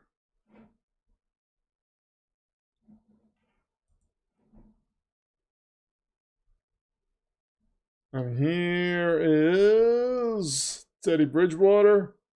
Oh, he's got pressure. He's going to get taken down. Man, Jared Verse was all over him. Good God. Justin Fields, I'm going to say they have him at 82. I'm going to say they have him at 82. 72. Oh my God. I thought they would have him higher than that. Speed 92. His awareness is 55. Oh my God. Wow. Wow, awareness 55. What's Baker's awareness? Baker's awareness is 92. Yeah, that's a big difference. Big difference. Field general quarterback. Let's see what Jared Goff's is. I'm going to say Jared Goff is 92. 88. Okay. Him and Baker are the same. What's Russell Wilson's? I'm going to say Russell Wilson is 69. 70. Oh, close. Close. There we go. We'll be in the 99 club as a rookie. Father Dismas knows. You know, he jokes around sometimes, but deep down he knows. He knows. And he has a direct line to the man upstairs. So there's that. Yeah, Russell Wilson's a 75. What's Jameis, though? Winston. What's Jameis's? I'm going to say Jameis is 72. 70. So him and Russ both had 70 ratings. Fields has the worst awareness of any starter, man. Jameis has a 62 awareness. Love. I'm going to say Jordan Love has a 90. 89, I'm going to say. 85. Ooh, it's gone up. So it was 84 when the season started. It's gone up 1. Tyrod is 69. Is he really? Mac Jones. Let's see what he is. Mac Jones, I'm going to say, is 74. 73. Close. Close. Scatterboo. Let's see what Scatterboo is. I'm going to say he's 82. 81. Man, I'm pretty close. Pretty close.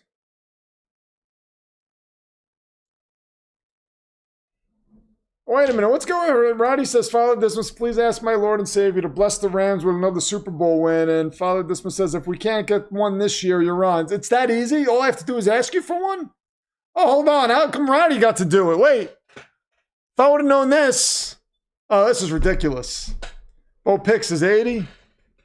Madden hasn't had a Packer on the cover since Brett. That's good for you, though, because that doesn't tend to work out for players. Gamick says, I was ready to feel pain today, but I'm on top of the world. My college team won and the Chiefs won. Congratulations to you, Gimmick. Wait a minute. Speaking of the Chiefs, what is Gardner Minshew? I'm going to say Minshew is 72. 70. All right. What do you guys think Stafford is? I'm going to say Stafford's 94. 94, yes. There he is. Got it. I think the Jets are beyond divine intervention. I mean, Roddy, look at this. I have a belt made and everything, and this is the way you treat me? I got your belt. I mean, it's unbelievable. Unbelievable. I don't know what I did to any of you. If they're showing child photo pictures of players now, they're really desperate to keep the audience engaged. Yeah. Chiefs fans, the last 8 years of balling out.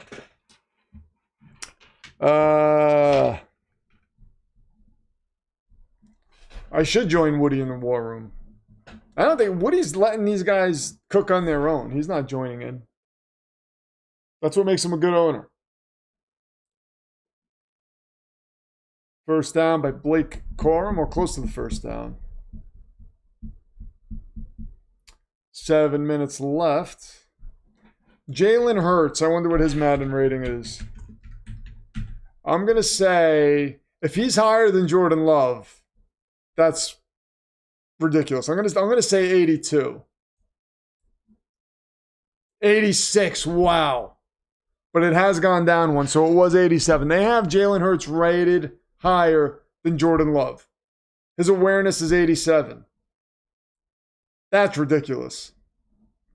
Man, that's ridiculous. I'm sorry, Rich. I have to keep it 100 with everyone. I'm just going about, you know, you come in and you get Father Dismas's blessings. I mean, damn it.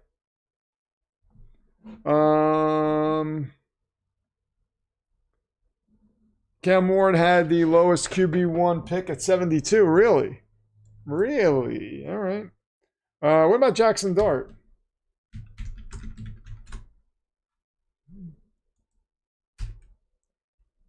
Jackson Dart. I'm going to say Dart is going to be 78. 75. All right. Jalen is the most overrated quarterback in the league. Like, how do you choke 21 points away to the Dallas Cowboys? Yeah, I don't know. I don't know, but I do agree with you that he is overrated. Dak Prescott, they're going to have him at like 85. 90. Ooh, all right. All right. Wow. I like that.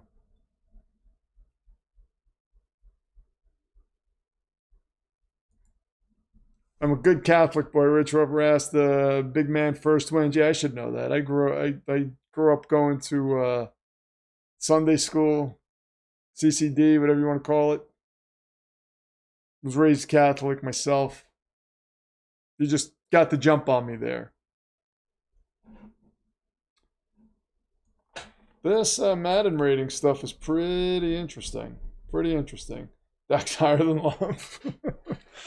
Yeah, like the let's see, ratings. Is there a way to look at just like all of the all right, so let's go to quarterback ratings.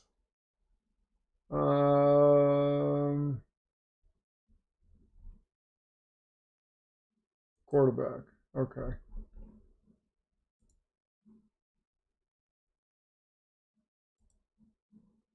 All right, so quarterback ratings overall. Josh Allen, Lamar Jackson, Patrick Mahomes, Joe Burrow, Matthew Stafford, Justin Herbert, Dak Prescott, Baker Mayfield, Jared Goff, Drake May, Jalen Hurts, Jordan Love. So they have Jordan Love behind all of those players, ahead of Sam Darnold, Brock Purdy, Jaden Daniels, Daniel Jones. Daniel Jones, 81, Bo Nix. So who were we talking about earlier? Jalen Hurts as a top 15. 1, 2, 3, 4, 5, 6, 7, 8, 9, 10, 11. So they have him 11, according to Madden ratings. He went from a 69 on the Giants to an 81 on the Colts. Yeah. Oh, boy. They have Justin Fields below J.J. McCarthy, which makes sense.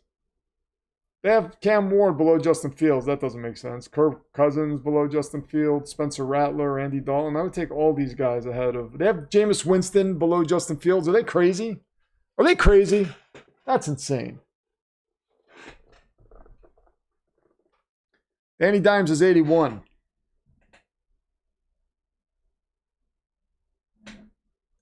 Yes, Howie is an idiot for signing Xavier Gibson as a kick returner. Darren Muji replaced him with a far better returner in Isaiah Williams. That's why he's the GOAT. Thank you, SG. This is the stuff that Matt West needs to pay attention to, because people were criticizing Muji and Glenn for getting rid of Xavier Gibson. They were like, oh, I mean, the guy fumbled, but you're just going to cut guys now, and it's a little too hard-nosed and whatnot. And look at this. Insane. PFT just needs to pray the rosary a few times and go to the confession to sweeten the deal. I'll do it. I mean, I'll do it tomorrow. Jalen won't lose you games, but he needs that elite offense around him. Bro's mediocre at best. I agree. Charles says, I might take you over Justin Fields. I would take me too over Justin Fields. I mean, I would at least get rid of the ball. I would be like, F it. Somebody's got to be open. I wouldn't hold on to it. I'd be like, Mason Taylor, just whatever you do, run 3 steps and just look at me, because the ball might be coming your way. It goes for everybody. Anthony Richardson is 69. Joshua Dobbs is 69. Tyler Shuck is 69. Tyler Taylor, Dylan Gabriel, Joe Milton. Will Levis is 68. Will Levis is a guy that I still believe in, man. If he goes to Minnesota, watch out. That's all I'm saying. And remember I said it. Teddy Bridgewater, 67. Davis Mills is 66. That needs to go up. It's already gone up 1. They have Davis Mills like that far below Justin Fields. That's insane. That's insanity. That's insanity. Hey, Riley Leonard, 65. Will Levis as your bridge? No, but I think if you have Will Levis there and you draft a rookie, you let them compete in camp and whatnot and see. And then, you know, if they decide to go with Levis for a few games and see what he can do, fine. But I would rather, like, if we're drafting a rookie, I would rather have a more seasoned veteran there than Will Levis. But if we didn't draft a rookie and we're still looking for a quarterback, then I would take a stab at Will Levis. Shador Sanders is 66. But if he, if Levis ends up with the Rams, if Levis ends up with Kevin O'Connell in Minnesota, that's got my attention. Yes, here we go, gimmick. Fernando Mendoza. Yes, exactly. Let's see, Tucker Kraft. Let me look up Tucker Kraft.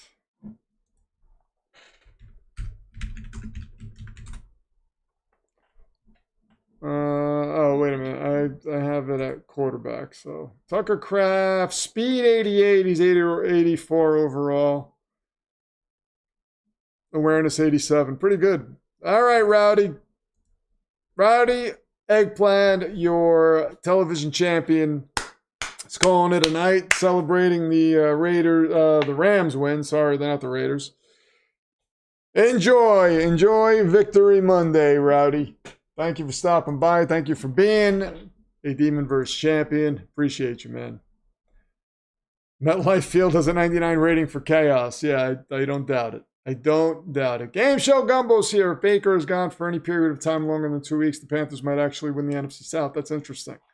That is interesting.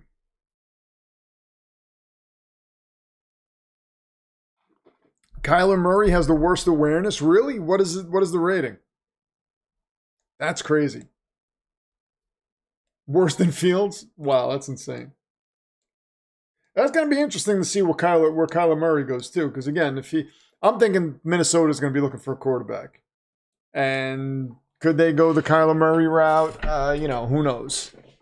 But it's going to be interesting to see who ends up there. I think we're going to see some quarterback get resurrected there with the Vikings. Giants D has a 99 rating for blown 10-point leads. Dude, it's pretty crazy that they have all these ratings for everything. That's very intuitive. 53 awareness. Wow. What's this Call of Duty awareness? 3:04 left in the game.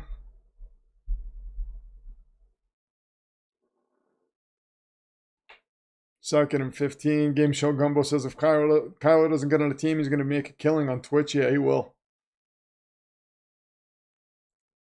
Kyler Murray on the Jets might kill some people. So we're going to get one more play here before the 2-minute. We should get one more play before the 2-minute warning. Let's see.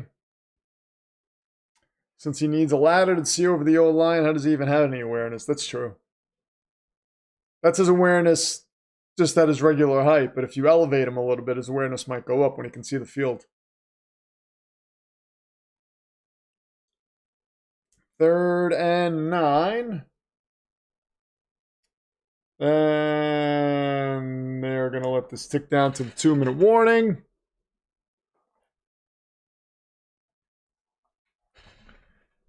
Give Jameis a Twitch channel and let him cook. Yeah, he's the most entertaining player in football. Him and Scat, and they're on the same team, so that's awesome.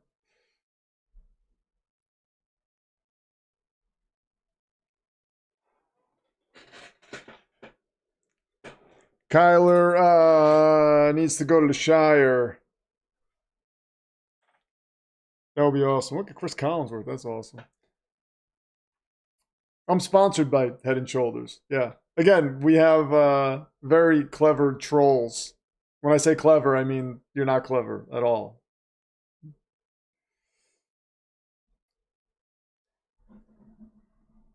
The Eagles don't repeat this year. Who is the next team to repeat? Right? I mean, right now, look at the Rams, dude.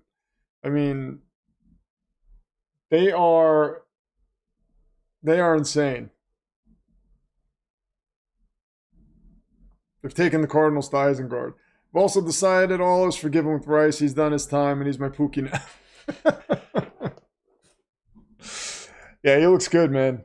He looks good. And they are going to punt.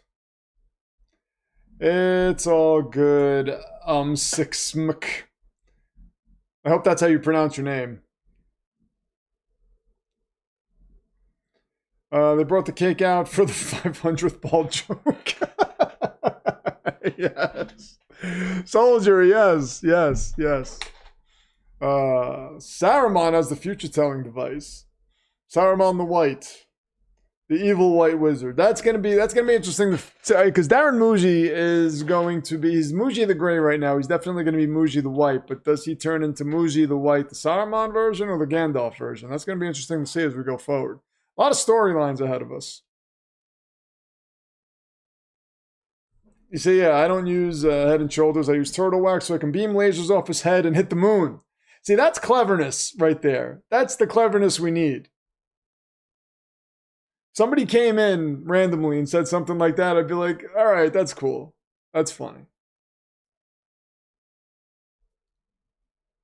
Yeah, SG broke the news before. SG came in and broke the news about the Chip Kelly firing.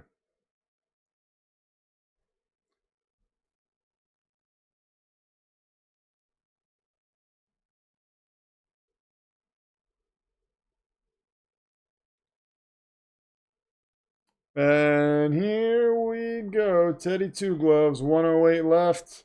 2nd and 7. Yeah, just run the clock out, man. There's no sense in doing anything else. We are about 2 plays away from this game ending. And that is going to be it. We're going to be back tomorrow. Hopefully we get a good game tomorrow. I mean, you know. Damn.